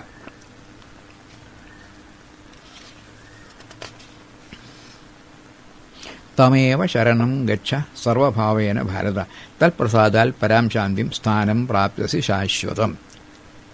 തം ഏവ, അവനെ തന്നെ, അവൻ എന്ന് പറഞ്ഞാൽ പൂർണ്ണത, അതിനെ ശരണം. കാരണം അതായത് ആശ്രയം, കൈവല്യം. അപ്പോൾ ഈ കസാല എന്നുള്ളയുടെ അതിൻ്റെ അതുണ്ടാവുകൊണ്ടാണ് ഞാൻ ഇരിക്കുന്നത്. അപ്പോൾ ഈശ്വരൻ എന്നുള്ള ആ ബോധത്തിൻ്റെ അതിൻ്റെ ശരണം, ഭഗവാനല്ലാണ്ട് ഒരു ശരണമില്ലേ എന്ന് നമ്മൾ പറയാറുണ്ട്. ശരണം വെച്ചാലോ ഭഗവാൻ അല്ലെങ്കിൽ ഞാനില്ല, അതാർത്ഥം. ആ ഭഗവാൻ ആ ശരണം ഗച്ഛ, പോകൂച്ചാൽ മനസ്സുകൊണ്ട് ഈശ്വരൻ മാത്രമേ ഉള്ളൂ എന്ന് ബോധമുണ്ട്. സർവഭാവേന, പലതരം ഭാവങ്ങളുണ്ടല്ലോ നമുക്ക് ജീവിതത്തിൽ, അതല്ലേ? പ്രേമഭാവമുണ്ട്, ദേഷ്യഭാവമുണ്ട്, അസൂയഭാവമുണ്ട്, സൽഭാവമുണ്ട്. ആ എല്ലാ ഭാവങ്ങളും ഒക്കെ ഈശ്വരനെങ്കിൽ സമർപ്പിക്കുക. എനിക്ക് തുക്കാറാം എന്തോ അങ്ങനെ ഇരിക്കണമെന്ന് ഞാൻ പറഞ്ഞോണ്ടോ അറിയില്ല, അതിന് ദേഷ്യം വന്നു. മനുഷ്യനല്ലേ, ഭഗവാനെ കഴുതേന്ന് വിളിച്ചു. എന്നിട്ട് കുറച്ച് കഴിഞ്ഞിട്ടാണ് സഹസ്രാമം ചൊല്ലി. അപ്പോൾ അതിലാണ് ഭാരബറിൽ എന്ന് വാക്ക് വരുന്നു. അപ്പോൾ കഴുതാന്ന് പേരാണ്. അപ്പോൾ തുക്കാറാമിന് ചൊറി വന്നു. ഭഗവാൻ ചീത്ത പറയാൻ നോർത്തില്ലേ, കാരണം കഴുതാന്ന് വെച്ചാൽ അതും ഭഗവാന്റെ പേരാണ്. എത്ര സുഖ അല്ലേ ആ ഭാവന. അതിന് വേറൊരു കാര്യമല്ലേ, ആ സർവാത്മഭാവം ഉണ്ടാവാൻ. അദ്ദേഹം ജ്ഞാനേശ്വരിയുടെ സമാധി സ്ഥലത്ത് പോയി. അപ്പോൾ അവിടെയൊക്കെ കുറേ പ്രാവുകളൊക്കെ ഉണ്ട്. ഇദ്ദേഹം അവിടെ ചെന്നിട്ടാണ് നമസ്കരിച്ചപ്പോൾ ആ പ്രാവുകളൊക്കെ പേടിച്ച് പറന്നുപോയി. ഇതിനുമല്ല അദ്ദേഹം നിലവിളയാൻ തുടങ്ങി. കാരണം ഈ സർവാത്മഭാവന വരാഞ്ഞിട്ടല്ലേ എന്നെ പേടിച്ചിട്ടല്ലേ പോയത് എന്ന് പറഞ്ഞാൽ അവിടെ നിന്നിട്ട് നിലവിളിച്ച് ആ ഈശ്വരൻ തന്നെ വിചാരിച്ചു. അപ്പോൾ അദ്ദേഹത്തിൻ്റെ ആ ഗർവൊന്നുമില്ല തുക്കാറാവന്, എങ്കിലും അദ്ദേഹത്തിന് ആ ദുഃഖം വന്നു. കുറച്ച് കഴിഞ്ഞപ്പോൾ ഒരു പ്രാവ് വന്നിട്ട് ഈ ചുമലിലും ഇവിടെ ഇങ്ങനെ വന്നിരുന്നു, വന്നിട്ട് തലയിലും വന്നിരുന്നു. അദ്ദേഹത്തിൻ്റെ കണ്ണിന്ന് ധാരധാരയായിട്ട് വന്നു. കാരണം ആ പക്ഷികൾക്ക് സർവാത്മഭാവന വന്നിട്ടാണല്ലോ. അപ്പോൾ അത് തനിക്ക് സാധിച്ചുല്ലോ എന്നുള്ള സന്തോഷം കൊണ്ട്, അഹങ്കാരമല്ല. അതാണ് പറയുന്നത് തമേവ സർവഭാവേന എന്ന് പറയേണ്ട അർത്ഥം. എല്ലാ ഭാവങ്ങളും, പക്ഷിയായാലും ശരി, മൃഗമായാലും ശരി. ഏതോ ഒരാൾ ഒരു സിംഹത്തിൻ്റെ മുള്ളെടുത്ത് കൊടുത്തു എന്നൊരു കഥ ഉണ്ട്. നല്ല എന്താണ് എന്തോ യുക്ലറ്റിസ എന്നൊരാൾ, പേര് ഓർമ്മയില്ല, അങ്ങനെ ഒരു കഥ ഉണ്ട്. എന്നിട്ട് ഒരു കാലം ഒരു ഇത് വന്നപ്പോൾ ആ സിംഹം ഇയാളെയൊന്നും കാട്ടിയില്ല അത്രേ. പണ്ട് മുള്ളെടുത്ത് കൊടുത്ത ആ സിംഹമുണ്ട്. അപ്പോൾ അവയ്ക്ക് പോലും ഉണ്ട് ഈ സർവാത്മഭാവേന ഭാരത തൽപ്രസാദാൽ. ആ അദ്ദേഹത്തിൻ്റെ പ്രസാദം എന്ന് പറഞ്ഞാൽ ചലനവുമില്ല, ചളിയില്ല മനസ്സിൻ്റെ. തൽപ്രസാദാൽ പരാം ശാന്തിം, പരമമായ ശാന്തിയെ സ്ഥാനം പ്രാപ്സി. എങ്ങനെ? ശാശ്വതം. പിന്നെ അവിടെ ചെന്നാൽ പിന്നെയും മടങ്ങി വരൽ ഒന്നുമില്ല. ആ പരമമായ സ്ഥലത്തെ ആര് പ്രാപിക്കുന്നു? ആ ഭഗവാനെ ആരാണോ ശരണം പ്രാപിക്കുന്നത്. അപ്പോൾ ബുദ്ധനെ 3 ശരണുണ്ട്. ബുദ്ധം ശരണം ഗച്ഛാമി, സംഘം ശരണം ഗച്ഛാമി, ധർമ്മം ശരണം ഗച്ഛാമി. വളരെ മനസ്സിലാക്കിയിട്ടാണ്. ആദ്യം ആരെങ്കിലും ഒരാൾ വേണം. അതുകൊണ്ടാണ് ബുദ്ധം ശരണം ഗച്ഛാമി. അത് കഴിഞ്ഞ് ഒന്നാവാൻ പാടില്ല, ഒരു സംഘമാവണം. അപ്പോൾ ആ സംഘം ശരണം, അവിടെ നിൽക്കരുത്. പിന്നെന്ത് വേണം? ധർമ്മം ശരണം ഗച്ഛാമി. ആ ശരണാഗതി നമുക്കുണ്ട്, ശരണാഗതി ഇവിടെയൊക്കെ ഉണ്ട്. ആ ശരണം ശാന്തി സ്ഥാനം പ്രാപ്തി ശാശ്വതമായ അതിനെ അധികം ഭഗവാൻ പറയേണ്ടതൊക്കെ പറഞ്ഞു. ഇനി അവസാനിപ്പിക്കാൻ പോകണം. ഇരിത്തെ ജ്ഞാനമാഖ്യാതം ഗുഹ്യാൽ ഗുഹ്യതരം മയ വിമർശേത ശേഷേഷണ യഥേച്ഛസി തഥാകുരു. ഹിന്ദുധർമ്മത്തിൽ മാത്രമുള്ള ഒരു പ്രത്യേകതയാണ് ഈ കാണുന്നത്. അങ്ങനെ ഇരിത്തെ ജ്ഞാനം ആഖ്യാ, നിനക്ക് ജ്ഞാനം ഞാൻ പറഞ്ഞു. ജ്ഞാനം എന്ന് പറഞ്ഞാൽ ജ്ഞാനത്തിൻ്റെ ഗുണങ്ങളാണെന്ന് 13 പറഞ്ഞിട്ടുണ്ട്. ഇന്ന ഗുണങ്ങളാണ് ജ്ഞാനത്തിന്. ഉള്ള ആൾക്ക് ജ്ഞാനമുണ്ട്. അല്ലാണ്ട് ജ്ഞാനൊരു സാധനമല്ല അല്ലോ. ആ ആരിലാണോ ഇതൊക്കെ ഉള്ളത് ആ ആളാണ് ജ്ഞാനിന്ന്. ഇത് ജ്ഞാനം ആഖ്യാനത്തെ ഗുഹ്യാൽ ഗുഹ്യതരം, മനസ്സിലാക്കാൻ വളരെ വളരെ വിഷമമുള്ളത്, ആർക്കും മനസ്സിലാക്കി കൊടുക്കാൻ പാടില്ലാത്തതല്ല, എല്ലാവർക്കും മനസ്സിലാവുന്നതാണ്. ഇപ്പം നമുക്ക് മനസ്സിലാവാത്തത് അഹങ്കാരം ഉണ്ടാവേണ്ടതാണ്, മമതി ഉണ്ടാവേണ്ട. ആ അഹങ്കാരവും മമതിയും ചുരുങ്ങും തോറും ഇത് വളരെ എളുപ്പമായിട്ട് മനസ്സിലാവും. മയ ഇതിനെ വിമർശിത ശേഷണം, നീ ഇതിനെ വിമർശിക്കാച്ചാൽ ഇതിൻ്റെ തെറ്റോ ശരിയുണ്ടോ എന്നൊക്കെ നീ സ്വന്തം തന്ന് ആലോചിച്ചോ. ഇത് ഹിന്ദുമതത്തിൻ്റെ മാത്രമാണ്. മറ്റവർ ഒക്കെ പറയണത് വിശ്വസിക്കാമെന്നല്ലാണ്ട് ഇതിനെ വിമർശിക്കാൻ പറയണില്ല. അവിടെ ഇവിടെയും വിമർശിക്കാൻ പറയണില്ല കേട്ടോ. ഒത്തിരി കഴിഞ്ഞാൽ അങ്ങോട്ട് മാറുന്നുണ്ട്. അധികമൊന്നും വിമർശിക്കേണ്ടെന്ന് പറയാൻ പോണു. എങ്കിലും ഇങ്ങനൊരു സൗകര്യം കൊടുത്തിട്ടുണ്ട്. ഇത് നമ്മുടെ ഹിന്ദുമതത്തിൻ്റെ ക്ഷേണ എന്നിട്ട് യഥേച്ഛസി തഥാകുരു. എങ്ങനെയാണ് എൻ്റെ ഇഷ്ടം അങ്ങനെ ചെയ്തു. പൂർണ്ണ സ്വാതന്ത്ര്യം. പൂർണ്ണ സ്വാതന്ത്ര്യം എന്നുള്ളതിന് എന്താ അർത്ഥം? നമുക്കെപ്പോഴും സ്വാതന്ത്ര്യം എന്ന് പറഞ്ഞാൽ മറ്റൊരാളുടെ കീഴിലല്ലാതിരിക്കണേനാ സ്വാതന്ത്ര്യം എന്നാണ് നമ്മുടെ വിചാരം. ഞാൻ ആരും കീഴിലല്ല എന്ന് പറഞ്ഞാൽ സ്വാതന്ത്ര്യം. അങ്ങനെയല്ല. ഭാഗവത് എന്ന് പറഞ്ഞത് മറ്റൊരാളുണ്ടെന്ന് തോന്നുന്നിടത്തോളം കാലം സ്വാതന്ത്ര്യമില്ല പറഞ്ഞു. ഒരാൾ അസ്വതന്ത്രനും ഒരാൾ സ്വതന്ത്രനമല്ലോ. എന്താണ് മറ്റ് ഞാനല്ലാണ്ട് ഒന്നുമില്ല എന്ന് തോന്നലാണ്. അതാണ് ശരിയായ സ്വാതന്ത്ര്യം. യഥേച്ഛസി തഥാ കുരു. നിനക്ക് ഇഷ്ടം പോലെ ചെയ്യാമെന്ന് പറഞ്ഞാൽ പറയുന്നൊരർത്ഥം നീ വിമർശിക്കലൊന്നും ഇല്ല എന്ന് തന്നെയാണ് വാസ്തവത്തിൽ പറഞ്ഞത്. പൂർണ്ണത വന്നാൽ പിന്നെ വിമർശിക്കണമെങ്കിൽ രണ്ടുണ്ടാവണ്ടേ. അപ്പോൾ നിനക്ക് പൂർണ്ണത വന്നിട്ടില്ലല്ലോ. അന്ന് ഭഗവാൻ പറഞ്ഞിട്ട് അപ്പം തന്നെ ഭഗവാൻ മടക്കിയെടുക്കുന്നു. അടുത്തത് സർവഗുഹ്യതമം. ഞാനിങ്ങനെ പറഞ്ഞെങ്കിലും എനിക്കിന്ന് വിമർശിക്കുന്നതിനെ പറ്റി വിരോധമുണ്ടല്ല. ഭാര്യ ഗുഹ്യമായൊരു കാര്യം പറയാം. ഗുഹ്യം വെച്ചാൽ മനസ്സിലാക്കാൻ വളരെ പ്രയാസമുള്ളത്. കാരണം വളരെ ശരിയാ. മനസ്സിലായാൽ അത് പരിമിതമായി. അപ്പോൾ മനസ്സിലാക്കൽ എനിക്ക് മനസ്സിലായി എന്ന് പറഞ്ഞാൽ പരിമിതമാണ്. ആൾക്ക് മനസ്സിലായില്ല എന്നർത്ഥമാണ്. മനസ്സിലല്ലേ ആയിട്ടുള്ളൂ, പൂർണ്ണമായല്ലോ. ഇത് ഗുഹ്യതമം ഭൂയ. വീണ്ടും ശ്രുമേ പരമം വച. ഏറ്റവും പരമമായ വാക്കിനെ കേട്ടോ. അതെന്താ? എന്താ കാരണം? ഇഷ്ടോസിമേ ദൃഢമിരി. നീയെ എനിക്ക് വളരെ ഇഷ്ടനാണ്. ഇഷ്ടമെന്ന് വെച്ചാൽ പ്രേമമുള്ള ആൾ. പ്രേമം ഉണ്ടാകുമ്പോൾ ആ ആളും ഈ ആളും ഒന്നാവുക. അതാണ് പ്രേമത്തിൽ കണ്ണില്ല പറയും, രണ്ടില്ല. ആ പ്രേമം അപ്പോൾ ജീവാത്മാവും പരമാത്മാവിൻ്റെയും ഐക്യമാണ് പ്രേമം. ഇപ്പോൾ ഇവിടെ അർജുനനും ശ്രീകൃഷ്ണനും ഒന്നാവുക. ഇഷ്ടോസിമേ ദൃഢം വി തതോ വക്ഷ്യാമി തേ ഹിതം. എൻ്റെ ഹിതത്തിന് വേണ്ടിയിട്ട്. ഹിതവും സുഖവും കൂടി വ്യത്യാസമുണ്ട്. സുഖം നമ്മളും നിശ്ചയിക്കുക, ഹിതം വിവരമുള്ള ആളും നിശ്ചയിക്കുക. അപ്പോൾ ഞാൻ എന്താ കഴിക്കണം എന്നുള്ളത് വൈദ്യനെ പറയാം. ആ വൈദ്യൻ ഹിതമുള്ളതേ കഴിക്കാൻ പറ്റുള്ളൂ. നമുക്ക് മോഹം എന്താണ്? സുഖമുള്ളത് കഴിക്കാനാണ്. സുഖമുള്ളത് നമുക്ക് ഹിതമായിക്കൊള്ളുന്നില്ല. അങ്ങനെ ഉണ്ടല്ലോ. അതുള്ളൂ. അത് മതി. ഭഗവാൻ ഇപ്പോൾ നമുക്ക് ഹിതാ തരണം. സുഖമാണെങ്കിൽ ഞാൻ വിമർശ ചെയ്താൽ മതിയല്ലോ. നീ വിഷമിച്ചാൽ നമുക്ക് ചിലപ്പോൾ തെറ്റുപറ്റും. അത് വേണ്ട. കാരണം നീ ഇപ്പോഴും ശരീരഭാവന ഉണ്ട്. അർജുനന് ശരീരഭാവന വിട്ടിട്ടൊന്നുമില്ലല്ലോ. മാത്രമല്ല കുറേശ്ശെ ഈ കാമക്രോധാദികളൊക്കെ കുറേശ്ശെ ഉണ്ടല്ലോ. അല്ലെങ്കിൽ ഇങ്ങനെ പറ്റില്ലല്ലോ. അത് നിലനിൽക്കണോടത്തോളം കാലം ഹിതായത് ഉള്ളത് ഞാൻ പറയാൻ നല്ലത്. കാരണം എനിക്ക് പൂർണ്ണതയാണ്. ശത്രു മിത്രം ഇല്ല, മാനമില്ല, അവമാനമില്ല, സുഖമില്ല, ദുഃഖമില്ല,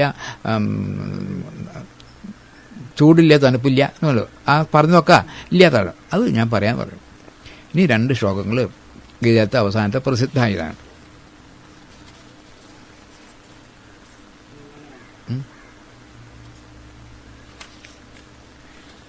മന്മന ഭവ മദ്ഭക്ത മദ്യാജി മാം നമസ്കുരു മാമൈവൈഷ്യസി സത്യം തേ പ്രതിജാനേ പ്രിയോസി മേ. മന്മന, മനസ്സ് മുഴുവൻ എന്നിലാവട്ടെ. മനസ്സില്ലാണ്ടേ ആവട്ടെ. മനസ്സുണ്ടോളല്ലോ. മനസ്സൊന്നുണ്ടായ 2ആയി. മന്മന അതായത് ഞാൻ മാത്രമേ ഉള്ളൂ. അത് അപ്പോൾ ആരായി? ഭവ. മന്മന ഭവ. അപ്പം നീ ആരാവും? മദ്ഭക്ത. നമുക്ക് മനസ്സുള്ളിടത്തോളം കാലം നമ്മൾ ഈശ്വരൻ്റെ ഭക്തനല്ല. കാരണം ഈശ്വരൻ സ്വാമി ഞാൻ വേലക്കാരനെന്ന് തോന്നുന്നുണ്ട്. ആ രണ്ടുണ്ടാവും, ദ്വൈതമുണ്ടാവും. ഇതില്ല, ഞാൻ തന്നെയാണ് ഈശ്വരൻ ഉണ്ടല്ലോ, വ്യത്യാസമില്ല. ആ പ്രഹ്ലാദനൊക്കെ അങ്ങനെയാണ്, ഭഗവാനും താനും ഒന്നാന്ന ഭാവനയാണ്. പക്ഷേ അങ്ങ് സ്വാമി ഞാൻ ദാസൻ എന്നേ വെച്ചാലുള്ളൂ. അതും അപ്പോൾ തനിക്കൊരു കേമത്തില്ലല്ലോ. അത് മന്മന ഭവമദ്ഭക്ത മദ്യാജി, എനിക്ക് വേണ്ടി യജ്ഞം ചെയ്യും. മാം നമസ്കുരു, നമസ്കരിക്കുക വെച്ചാൽ കീഴൊതുങ്ങുക, അതിനാണ് ഈ നമസ്കാരം. അതായത് അഹംഭാവം തീരെ ഇല്ലാത്ത ആൾക്ക് മാത്രമേ നമസ്കരിക്കാൻ പറ്റുള്ളൂ. അഹങ്കാരമുള്ള ആൾക്ക് ഒരാളെ നമസ്കരിക്കാൻ സാധിക്കില്ല. മാം നമസ്കുരു. അപ്പം നീ എന്ത് ചെയ്യും? മാമേവ ഏഷ്യസി, നീ എന്നെ തന്നെ പ്രാപിക്കും വെച്ചാൽ പൂർണ്ണനാവും. ഇത് സത്യം, ഭഗവാൻ സത്യം ചെയ്യണം. ഭഗവാൻ പറയേണ്ടതില്ല, എന്നാലും ഈ പറയുന്നത് സത്യമാണ് വെച്ചാൽ ഉള്ളതാണ്, ഒരിക്കലും ഇല്ലാതെ ആവില്ല. നാസതോ വിദ്യതേ ഭാവമല്ലോ. സത്യം പ്രതിജാനേ പ്രിയോസിമേ, ഇതൊക്കെ പറയാൻ കാരണം നീ എനിക്ക് പ്രിയനാണ്, ഒന്നാണല്ലോ. അതായത് ഇപ്പോൾ ജീവനോട് ആത്മാവ് പറയണം, നമ്മുടെ ഉള്ളിൽ തന്നെ ജീവഭാവമുണ്ട്, ആത്മഭാവമുണ്ട്. ഇപ്പം നമ്മൾ ജീവഭാവത്തിലാണ് നിൽക്കണം. അപ്പോൾ ആത്മാവ് പറയാണ്, നീ ജീവനാണെങ്കിലും ഞാൻ തന്നെയാണ് കേട്ടോ, ശരീരമായിട്ട് നിൽക്കണം, എന്നെ ആളാ തോന്നണില്ലേ, ഞാനുണ്ടെങ്കിലേ ഉള്ളൂ, ഞാനില്ലെങ്കിൽ നിനക്ക് ജീവഭാവമില്ല. ജീവഭാവം ഇല്ലെങ്കിലും ഞാൻ ഉണ്ടേനും, കാരണം ബോധം ഇല്ലാണ്ടാവില്ല. ഒരാളുടെ ഈ ശരീരത്തിൽ നിന്ന് ബോധം പോവുക അല്ലെങ്കിൽ വരിക, ബോധത്തിന് വരവും പോകും എന്നൊക്കെ പറയാനും പൂർണ്ണമുണ്ട്. ശരീരേ വരണുള്ളൂ പോണുള്ളൂ. ജനന മരണങ്ങളൊക്കെ ശരീരത്തിനാണ്, ആത്മാവിനില്ല. അതുകൊണ്ട് നീ എന്ത് ചെയ്യണം? മന്മന, മനസ്സ് മുഴുവനും അല്ലെങ്കിൽ മനസ്സ് എന്നുള്ളതില്ലാതെ എന്നിൽ തന്നെ വരട്ടെ, അപ്പം നിനക്ക് സാധിക്കും. പ്രധാനപ്പെട്ട ശ്ലോകം. അടുത്തത് ഗീതയുടെ ഏറ്റവും പ്രധാനപ്പെട്ടത്, സർവധർമാൻ പരിത്യജ്യ മാമേകം ശരണം മൃജ. ഈ ശരണം വളരെ കേമാണ്. അഹം ത്വം സർവപാപേഭ്യോ ബോക്ഷയിഷ്യാമി മാ ശുച. ഇതിൻ്റെ മുമ്പ് ദിക്കിൽ വന്നിട്ട് ബടിയും 2 ദിക്കിൽ ശുച, ദുഃഖിക്കരുത് എന്നാണ്. ദുഃഖിക്കരുത് എന്നാ. കാരണം ദുഃഖിക്കണമെങ്കിൽ 2 ഉണ്ടെങ്കിലേ ദുഃഖമുള്ളൂ, ഒന്നായി ആ ദുഃഖമില്ല. സർവധർമാൻ, ഈ ധർമ്മം എന്നുള്ള വാക്കിനും നമ്മൾ ശ്രദ്ധിക്കേണ്ടത്, ഇപ്പോൾ ഓരോ പദാർത്ഥത്തിനും പല ധർമ്മങ്ങളുണ്ട്. പഞ്ചസാരയ്ക്ക് നിറം വെളുപ്പാണ്, മധുരമുണ്ട് ഉണ്ടല്ലോ, അതിനൊരു ഖനമുണ്ട്, ഇതൊക്കെ ഗുണങ്ങളാണ്. പക്ഷെ അതിൻ്റെ മികച്ച ഗുണം മധുരമാണ്. മധുരമില്ലാത്ത പഞ്ചസാരയല്ല. ലേശം ഒരു കറുത്തുണ്ടാവാം, എന്നാലും മധുരം ഉണ്ടെങ്കിൽ മധുരം ഉണ്ടാവും. കുറേ കട്ടിയായിട്ടുള്ള കൽക്കണ്ട പോലെയാവാം, എന്നാലും വിരോധമില്ല. ഈ ധർമ്മം ഉണ്ടല്ലോ, മറ്റ് ധർമ്മങ്ങളെയൊക്കെ നീ വിട്. ഏതെൻ്റെ ശരീര മനോബുദ്ധി കൊണ്ട് ചിന്തിച്ചുണ്ടാക്കിയിട്ട് ഗുണങ്ങളൊക്കെ വിടും. ആത്മധർമ്മമുണ്ട്, അത് വിടാൻ പാടില്ല. സർവധർമാൻ പരിത്യജ്യ മാം ഏകം, ആ ഒന്നിനെ മാത്രം ശരണം മൃജ, ഞാൻ പൂർണ്ണനാണ് എന്ന അത് വിടാൻ പാടില്ല. കാരണം അതാണല്ലോ ജ്ഞാനം, അല്ലെങ്കിൽ പ്രജ്ഞാനം ബ്രഹ്മ. അതിനെ അങ്ങനെ നീ ചെയ്താൽ അഹം ത്വം സർവപാപേഭ്യോ, എന്നെ എല്ലാ പാപങ്ങളിൽ നിന്നും, പാപം ഒരു പ്രവൃത്തി ചെയ്തിട്ട് അങ്ങനെ ചെയ്യേണ്ടതില്ല എന്ന് തോന്നുമ്പോഴേ പാപം, ഒരു പ്രവൃത്തി, ഒരു കർമ്മല്ല. അങ്ങനെ ഇപ്പം ഞാൻ ഏറ്റവും വലിയ പാപം ചെയ്തിട്ടുള്ളത് ഞാൻ ഈ ശരീരമാണെന്ന് വിചാരിച്ചതാണ്. ഞാൻ ശരീരവുമാണ് എന്ന് വിചാരിച്ചാൽ മതി. ശരീരമല്ല എന്ന് വിചാരിക്കണ്ട, ശരീരവുമാണ് ഞാൻ. ശരീരം മാത്രമല്ല, ആത്മാവാണ്. അത് മറക്കുക നമ്മൾ. അതാണ് അഹം സർവപാപേഭ്യോ മോക്ഷയിഷ്യാമി. മോക്ഷം എന്ന് പറയുന്നത് മോഹക്ഷയം എന്ന് പറയുന്നുണ്ട്. ആ എല്ലാ മോഹവും എന്നോട് മാ ശുച. ദുഃഖം എപ്പോഴാണ് ഉണ്ടാവുക? ആഗ്രഹം ഉണ്ടായിട്ട് അത് നടക്കാതിരിക്കുമ്പോൾ. ആഗ്രഹത്തിനില്ല, ഞാൻ പൂർണ്ണനാണ് എന്ന് മനസ്സിലായ, സർവ്വധർമ്മങ്ങളും ധരിച്ചിട്ട് എന്താണ് മാം ഏകം, ഞാൻ ഒന്ന് മാത്രമാണെന്ന് ബോധ്യം വന്നാൽ അദ്ദേഹത്തിന് അവിടെ സുഖം വരും, ദുഃഖം വരില്ല. അതുകൊണ്ട് ഇങ്ങനെ പറഞ്ഞിട്ട് ഭഗവാൻ അവസാനിപ്പിക്കുന്നു. കേവലമായിട്ട് നമുക്കൊക്കെ വളരെ ആശ്വാസം തരുന്നതാണ്. നമ്മളെന്ത് ചെയ്യണം? ഇത് നമ്മൾ ചെയ്യേണ്ട ഒരു കാര്യമില്ല. സർവധർമാൻ പരിത്യജ്യ, ധർമ്മങ്ങളൊക്കെ പരിത്യജ്യ. എന്നിട്ടോ അതെ ഒന്ന് കളയാനുള്ളത്, പിന്നെ സ്വീകരിക്കേണ്ടതോ മാമേകം, എല്ലാം കളഞ്ഞാൽ പോരാ. ആഗ്രഹങ്ങളൊക്കെ പോയി, അത് പിന്നെ ഇങ്ങനെ എന്താ വല്ല മണ്ണാക്കാട്ട വല്ല കുത്തിരിക്കുക അല്ല, ഞാൻ പൂർണ്ണനാണെന്ന് അറിയും വേണം. അതിനാണ് ശരണം മുറിജ. 2 വേണം. ഒന്ന് നെഗറ്റീവും ഉണ്ട്, പോസിറ്റീവും ഉണ്ട്. നെഗറ്റീവ് വൈരാഗ്യം, വിരക്തി. മറ്റേത് ആനന്ദം. എല്ലാം ആനന്ദം ഉണ്ടല്ലോ, അതുണ്ടാവണല്ലോ, അത് സാധിക്കണം. എന്നാൽ നിങ്ങൾക്ക് സാധിക്കും. എന്നിട്ട് ഗീത അവസാനിക്കുന്നു. ഇനി ഭഗവാൻ ഈ ശ്ലോകങ്ങളുടെ ഗുണം എന്താണെന്ന് കുറച്ച് കാര്യങ്ങൾ പറയണം. ഇതം തേ നാ തപസ്കായ നാ അഭക്തായ കഥാചന നച്ച ശുശ്രൂഷവേ വാച്യം നച്ച മാം യോ അഭ്യസൂയതി. ഇതം, ഈ പറഞ്ഞ ഈ പരമമായ ജ്ഞാനത്തെ അതപസ്കായ, തപസ് ചെയ്യാത്ത ആളുകൾക്ക്. എന്താ തപസ്? കാമത്യാഗം. കാമുള്ള ആളുകൾക്കൊന്നും പറഞ്ഞു കൊടുത്താൽ അവർക്കൊന്നും മനസ്സിലാവില്ല. അവർ വേണ്ടാച്ചിട്ടല്ല, അവനെന്ത് തലേ കയറില്ല. നമസ്കായ പിന്നെ അഭക്തതായ തപസ്സിന് നമുക്ക് ശരീരം എടുക്കുക, ഭക്തിയുള്ള എൻ്റെ മനസ്സിനായി. മനസ്സിൽ ആഗ്രഹങ്ങളുള്ളതാണല്ലോ, അതില്ല ഭക്തി ഇല്ലാത്ത ആളാണ്. ഭക്തി ഇല്ലാത്ത ആളുകൾ അവർക്ക് എപ്പോഴും മറ്റു സാധനങ്ങളോട് ആഗ്രഹം തോന്നുക. ഭക്തന് ഈശ്വരനോടാവുക. അപ്പോൾ മനസ്സങ്ങനെ ഈശ്വരനിലേക്ക് പോയാൽ ഭക്തൻ, വിഷയങ്ങൾക്ക് പോയാൽ അഭക്തൻ എന്നർത്ഥമുള്ളൂ. അതെ, സക്കതൻ കഥാചന എന്നുവെച്ചാൽ ശുശ്രൂഷവേ. ഇത് കേൾക്കണമെന്ന് തന്നെ ആഗ്രഹമില്ലാത്ത ചിലരുണ്ടാവും. അവർക്ക് ഈ വക യാതൊരു കാര്യം വേണ്ട. ഈ ജീവിത കാര്യങ്ങളെ പറ്റി ഇങ്ങനെ ഇരുന്ന് വർത്തമാനം പറയാൻ ജീവിക്കുക വെറും മൃഗീയമായ ജീവിതം. അവരോട് ഇത് പറഞ്ഞു കൊടുത്തിട്ട് അവർക്ക് പറയണ്ടെന്നല്ല, പറഞ്ഞു കൊടുത്തിട്ട് കാര്യമില്ല എന്നാ. ഭഗവാൻ ഇപ്പോൾ അവർ വേണ്ടാന്നിട്ടല്ല, നിങ്ങളിത് കേൾക്കാൻ തന്നെ തയ്യാറില്ല വെച്ചാൽ ആളോട് പറഞ്ഞത് വായിച്ചോ. എന്നുവെച്ചാൽ മാം ചോ അഭ്യസൂയതി, എന്നോട് അസൂയ എന്ന് പറഞ്ഞാൽ എന്താ അസൂയ? എന്നേക്കാൾ കേമനായിട്ടൊരാളുണ്ട്. അതായത് അഹങ്കാരമുള്ള ആൾക്കേ അസൂയുള്ളൂ. അഹങ്കാരമുള്ള ആളുകൾ ഇത് പറഞ്ഞിട്ട് കാര്യമില്ല. ഇപ്പോൾ ദുര്യോധന ഉണ്ടായിരുന്ന ഏറ്റവും വലിയ ദൂഷ്യം ഈ അസൂയ മാത്രമാണ്. ബാക്കി എല്ലാം നല്ല ആളാണ്. പക്ഷേ അസൂയുണ്ട്. കാരണം തൻ്റെ മേലെയാണ് ഈ പാണ്ഡവരത് വരിക. അത്രേ ആൾക്ക് വേണ്ടു. പാണ്ഡവർ താഴ്ന്നതാണെന്ന് പറഞ്ഞാൽ ആൾക്ക് സമാധാനമായി, വേറൊന്നും വേണ്ട എന്നർത്ഥം. അപ്പം രണ്ടുണ്ട്, ദ്വൈതത്തിലേ ഇത് വരുള്ളൂ. അങ്ങനെ ദ്വൈതം ഈ മാതിരിയുള്ള ആളുകളോട് ഇത് പറഞ്ഞിട്ട് കാര്യമില്ല. പറയേണ്ടെന്നല്ല, പറഞ്ഞുകൊണ്ട് പ്രത്യേകിച്ച് കാര്യമൊന്നുമില്ല പറയണം. നീ പറഞ്ഞാൽ ഇത് പരമം ഗുഹ്യം മത്ഭക്തേഷു അഭിഭാസ്യതി ഭക്തി മയി പരാം കൃത്വ മാമേവ അസംശയ.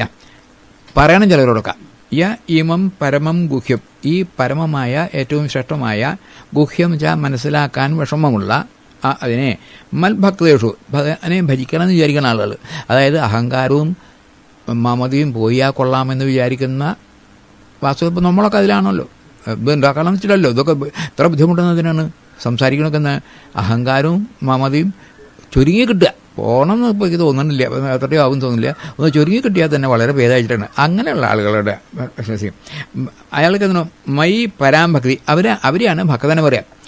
അവർക്ക് കൃത്വ മാമേവ, അങ്ങനെ അവർക്ക് പറഞ്ഞു കൊടുത്താൽ മാമേവ ഏഷ്യതി അസംശയ, നീയ് എന്നെ തന്നെ പ്രാപിക്കും. എന്താണ് അർത്ഥം? കാരണം നീയെന്നുള്ളത് ഇല്ലാണ്ടാവും അർത്ഥം. എന്നെ തന്നെ പ്രാപിക്കും എന്ന് പറഞ്ഞാൽ ഭഗവാൻ വിട്ടോട്ട ഒരാളാണ് ഞാൻ, രണ്ടില്ലാതെയാവും. അതായത് നീ പരമതത്വത്തെ പ്രാപിക്കുന്ന അർത്ഥം. എന്നിട്ടും എന്താവും ഭഗവാനെ ഭജിക്കുകയും ചെയ്യും. രണ്ടാണെന്ന് തോന്നിയിട്ടും ഭഗവാനെ ഭജിക്കാം. കാരണം അവിടെ വ്യാവഹാരികത്തിന്, പാരമാർത്ഥികമായിട്ട് ഭഗവാനും ഞാനും ഒന്ന്. പക്ഷേ അതാണ് പ്രഹ്ലാദനൊക്കെ പറഞ്ഞു, ഭഗവാനെ നമ്മൾ തമ്മിൽ ഈ കച്ചവടമൊന്നുമില്ലല്ലോ പറഞ്ഞു. എന്താണ് ത്വന്തു സ്വാമിൻ അനപാശ്രയ അഹം ത്വകാമ ത്വൽഭക്ത ത്വം തു സ്വാമിൻ അനപാശ്രയ എന്നാ പറയുന്നത്.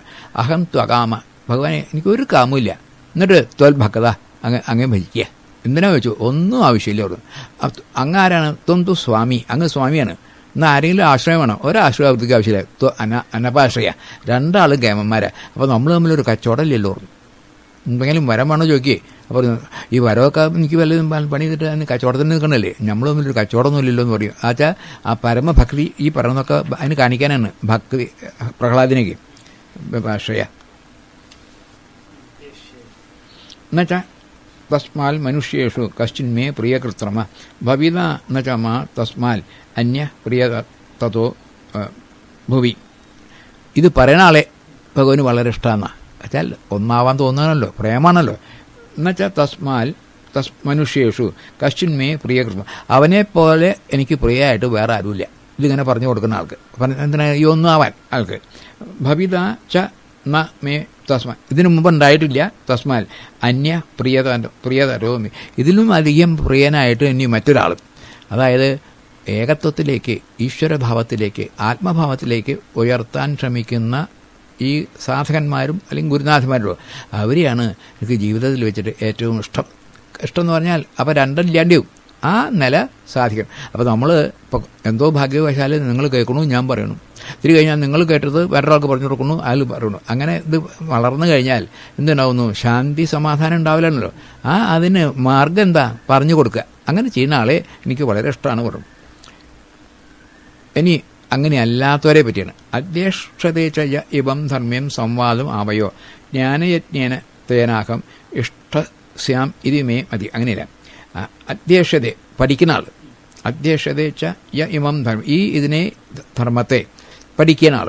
അതിന് ആര്? സംവാദം. നമ്മൾ തമ്മിലുള്ള സാധാരണ ലോകത്തിൽ നടക്കുന്നതൊക്കെ വിവാദം. ഇവിടെ അങ്ങനെയില്ല. സംവാദത്തിൻ്റെ ആവശ്യം ഒന്നായി മനസ്സിലാക്കാനാണ്. വിവാദം അങ്ങനെയില്ല. ഞാൻ ജയിക്കണം എന്നാണ് വിചാരം, അല്ലേ? അതെ, അവിടെ തർക്കണേ. ഇത് തർക്കമല്ല, ഇത് വിതർക്കം എന്നൊന്നുണ്ട്. അത് മേലിയ സംവാദം എന്തിനാ വെച്ചാൽ രണ്ടു കൂട്ടർക്കും മനസ്സിലാവാൻ. ആ സംവാദം ജ്ഞാനയോ യജ്ഞേന തേന, അവർ ജ്ഞാനയജ്ഞാണ് അഹം, അവർ എനിക്ക് ഇഷ്ടസ്യം ഇതുമേ മതി, എനിക്ക് വളരെ ഇഷ്ടന്മാരാണ് എന്നാണ് എൻ്റെ മതി എന്ന് പറഞ്ഞാൽ നിശ്ചയം, എൻ്റെ സിദ്ധാന്തം. അല്ലാണ്ട് എൻ്റെ ആഗ്രഹം, ആ മതത്തെ ആഗ്രഹം എന്നല്ല, സിദ്ധാന്തം എൻ്റെ സിദ്ധാന്തമാണെന്നാണ്. ശ്രദ്ധാവാൻ അനസൂയാംശ്ച ശൃണുയാദപിയോ നര സോപി മുക്തശുഭാൻ ലോകാൻ പ്രാപ്നുയാൽ പുണ്യകർമ്മണം. ശ്രദ്ധാവാൻ 17 പ്രത്യേകിച്ച് പറഞ്ഞു, ശ്രദ്ധയില്ലാതെ ചെയ്യുന്ന ആൾക്ക് ഇഹത്തിലും വരത്ത് ഗുണമില്ല എന്ന് പറഞ്ഞിട്ടുണ്ട്. അപ്പോൾ ഭഗവാൻ പറഞ്ഞു ശ്രദ്ധാവാൻ ആര്? അനസൂയ, അസൂയില്ല. അങ്ങനെ ആള് ശൃണുയാൽ, ആരാണോ ഇത് കേൾക്കുന്നത് ആ ആള് സോപി, പറഞ്ഞ ആളെ പറ്റി പറഞ്ഞു, ഇനി കേൾക്കണ ആള് അയാളും മുക്തനാവണം. മുക്തൻ മോഹനാശം വരുന്നു. എന്നിട്ടോ അശുഭാൻ അല്ലേ? അല്ല, ശുഭാൻ ലോകാൻ, അശുഭനല്ല, ശുഭാൻ ലോകാൻ. അതായത് എന്താ ശുഭം? സർവത്ര മംഗളം. മംഗളം ശാശ്വത നർസനം. ആ രാജ്യത്തിന് പ്രാപ്തിയാൽ പുണ്യകർമ്മണ, അയാൾ പുണ്യകർമ്മേ ചെയ്യുള്ളൂ. കർമ്മം പുണ്യം പാപം വീണ്ടും പറയട്ടെ, ഒരു കർമ്മം ചെയ്തിട്ട് അത് അങ്ങനെ തന്നെയാണ് ചെയ്യേണ്ടതെന്ന് നമുക്ക് ബോധ്യം വന്നാൽ അത് പുണ്യകർമ്മമായി. ഒരു കർമ്മം ചെയ്തിട്ട് ഇങ്ങനെ ചെയ്യേണ്ട പറ്റിച്ച ആവായിരുന്നു എന്ന് പറഞ്ഞാൽ അത് പാപമായി.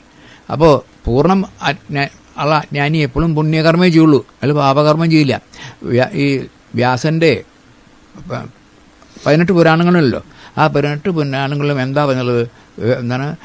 അഷ്ടാദശ പുരാണാനം വ്യാസസ്യ വചനം ദ്വയ,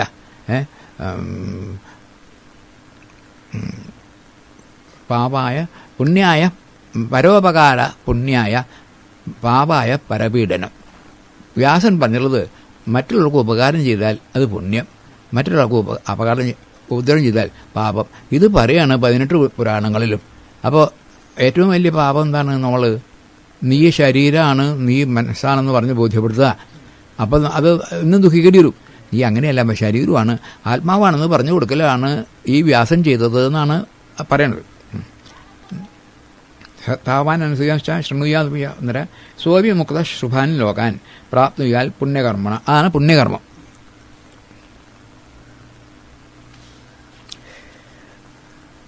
അവസാനത്തെ ചോദ്യമാണ് വേണ്ടത്. അവസാനിപ്പിക്കുകയും കച്ചിദേത്ത ശ്രുതം പാർത്ഥ ത്വയി ഏകാഗ്രേണ ചേതസ കച്ചിതജ്ഞാന സമ്മോഹ പ്രണഷ്ടസ്ഥേ ധനഞ്ജയ. സംസ്കൃതം കുറച്ച് അതിനെ ബുദ്ധിമുട്ടില്ല. കച്ചിദേതൽ ശ്രുതം, ഇത് കുറച്ച് കേട്ടില്ലേ വെച്ചാൽ ശ്രദ്ധിച്ചില്ലേന്നർത്ഥം. അപ്പം എന്താണ് അതിനെ വെടി വയ്ക്കുമ്പോൾ കേട്ടില്ലേ ചോദിക്കണല്ലോ, കേൾക്കാണ്ടില്ല അല്ലേ? അതുപോലെ ഈ പറഞ്ഞവർ കുറേ ശബ്ദം കിട്ടും, അതല്ല കച്ചിദേത ശ്രുതാൽ നീ വേണ്ട പോലെ ഉൾക്കൊണ്ടില്ലേ എന്നർത്ഥം. കച്ചിദേത ശ്രുതം പാർത്ഥ ത്വയ് ഏകാഗ്രേണ ചേതസ, അതാണ് പ്രത്യേകിച്ച്. വളരെ ഏകാഗ്രത, മനസ്സ് അവിടെ വേണേയും പോവാണ്ടേ പൂർണ്ണമായിട്ട് മനസ്സിലായില്ലേ വെച്ചു. കച്ചിതജ്ഞാന സമൂഹം, ഇത് കേട്ടിട്ടുണ്ടെങ്കിൽ നിൻ്റെ അജ്ഞാനമൊക്കെ പോയിട്ടൊപ്പം. എന്നാൽ കാരണം നീ ആത്മാവ് മാത്രമാണ്, ശരീരം ഉണ്ട്, അത് വ്യാവഹാരികമാണ്, യുദ്ധം ഇവിടെ നടക്കുന്നുണ്ട്, ഇതിലൊന്നും എനിക്കൊരു പ്രത്യേക മമതയില്ല എന്ന് നമുക്ക് മനസ്സിലായില്ലേ? പ്രണഷ്ട പ്രകർഷേണ നഷ്ടമായില്ലേ? എന്ത്? എൻ്റെ ഈ മോഹമാണല്ലോ, നമുക്ക് എൻ്റെ മോഹം പോയില്ലേ എന്നല്ലേ ചോദിക്കുന്നത്. ഇനി ഭഗവാൻ അർജുനൻ പറയാൻ പാടാ മോഹം പോയി എന്ന് പറയാനാണ്. ധനഞ്ജയ അർജുനൻ്റെ മറുപടി ഭംഗിയനെ നഷ്ടോ മോഹ. തുടങ്ങിയത് ഞാൻ മോഹിക്കുന്നു എന്ന് പറഞ്ഞിട്ടുണ്ട്, അത് പോയി. എന്താ മോഹം? ഞാൻ ശരീരം മാത്രമാണെന്ന് വിചാരിക്കലാണ് മോഹം. നഷ്ടോ മോഹ. എന്നിട്ടോ സ്മൃതിൽ ലബ്ധ, ഞാൻ ആത്മാവ് കൂടിയാണ് എന്ന ഓർമ്മയും എനിക്ക് സാധിച്ചു. എന്തുകൊണ്ടേ സാധിച്ചത്? ത്വൽപ്രസാദാൽ, അങ്ങയുടെ പ്രസാദം കൊണ്ട്. അതായത് ഒരു ഗുരുനാഥൻ ഉണ്ടായില്ലെങ്കിൽ ഇത് മനസ്സിലാവില്ല. അപ്പോൾ ഭഗവാൻ, അപ്പോൾ നമ്മുടെ ഉള്ളിൽ തന്നെയുള്ള ആളാണ് ഗുരുനാഥൻ. ഗുരുനാഥൻ പുറത്തല്ല, നമ്മുടെ ഉള്ളിലുള്ള അന്തര്യാമിയായിട്ടിരിക്കുന്നുണ്ട്. അദ്ദേഹം എപ്പോഴും നല്ല കാര്യങ്ങൾ നമുക്ക് പറഞ്ഞു തരുന്നുണ്ട്. ഒരാളോട് ഒരിക്കലും അന്തര്യാമി തെറ്റ് ചെയ്യണമെന്ന് പറയുകയില്ല. ഇപ്പോൾ നിങ്ങളൊരു വ്യഭിചാരം ചെയ്യുകയാണെങ്കിൽ മനസ്സ് പറയും അരുത് നല്ലതല്ല കേട്ടോ. നിങ്ങളത് ആ അന്തര്യാമി പറഞ്ഞ് കൂട്ടാക്കാതെ ചെയ്യുക, നിറയെ ദുഃഖം അനുഭവിക്കുക. ഒരാളെ തല്ലാണ്, അല്ലരുത് പാവ അദ്ദേഹം ഇങ്ങനൊരു സാധുവല്ലേ എന്ന് പറഞ്ഞു നിങ്ങൾ പിന്നെയും ക്രോധം വരിക, നിങ്ങളുടെ ശരീരഭാവം ഉണ്ടാവുക. ആത്മഭാവം മറക്കുമ്പോഴാണ് തോന്നിവാസമൊക്കെ ചെയ്യുന്നത്. അതാണ് പറഞ്ഞത്. നഷ്ടോ മോഹ സ്മൃത എങ്ങനെ ത്വൽപ്രസാദാൽ, അതായത് ഭഗവാന്റെ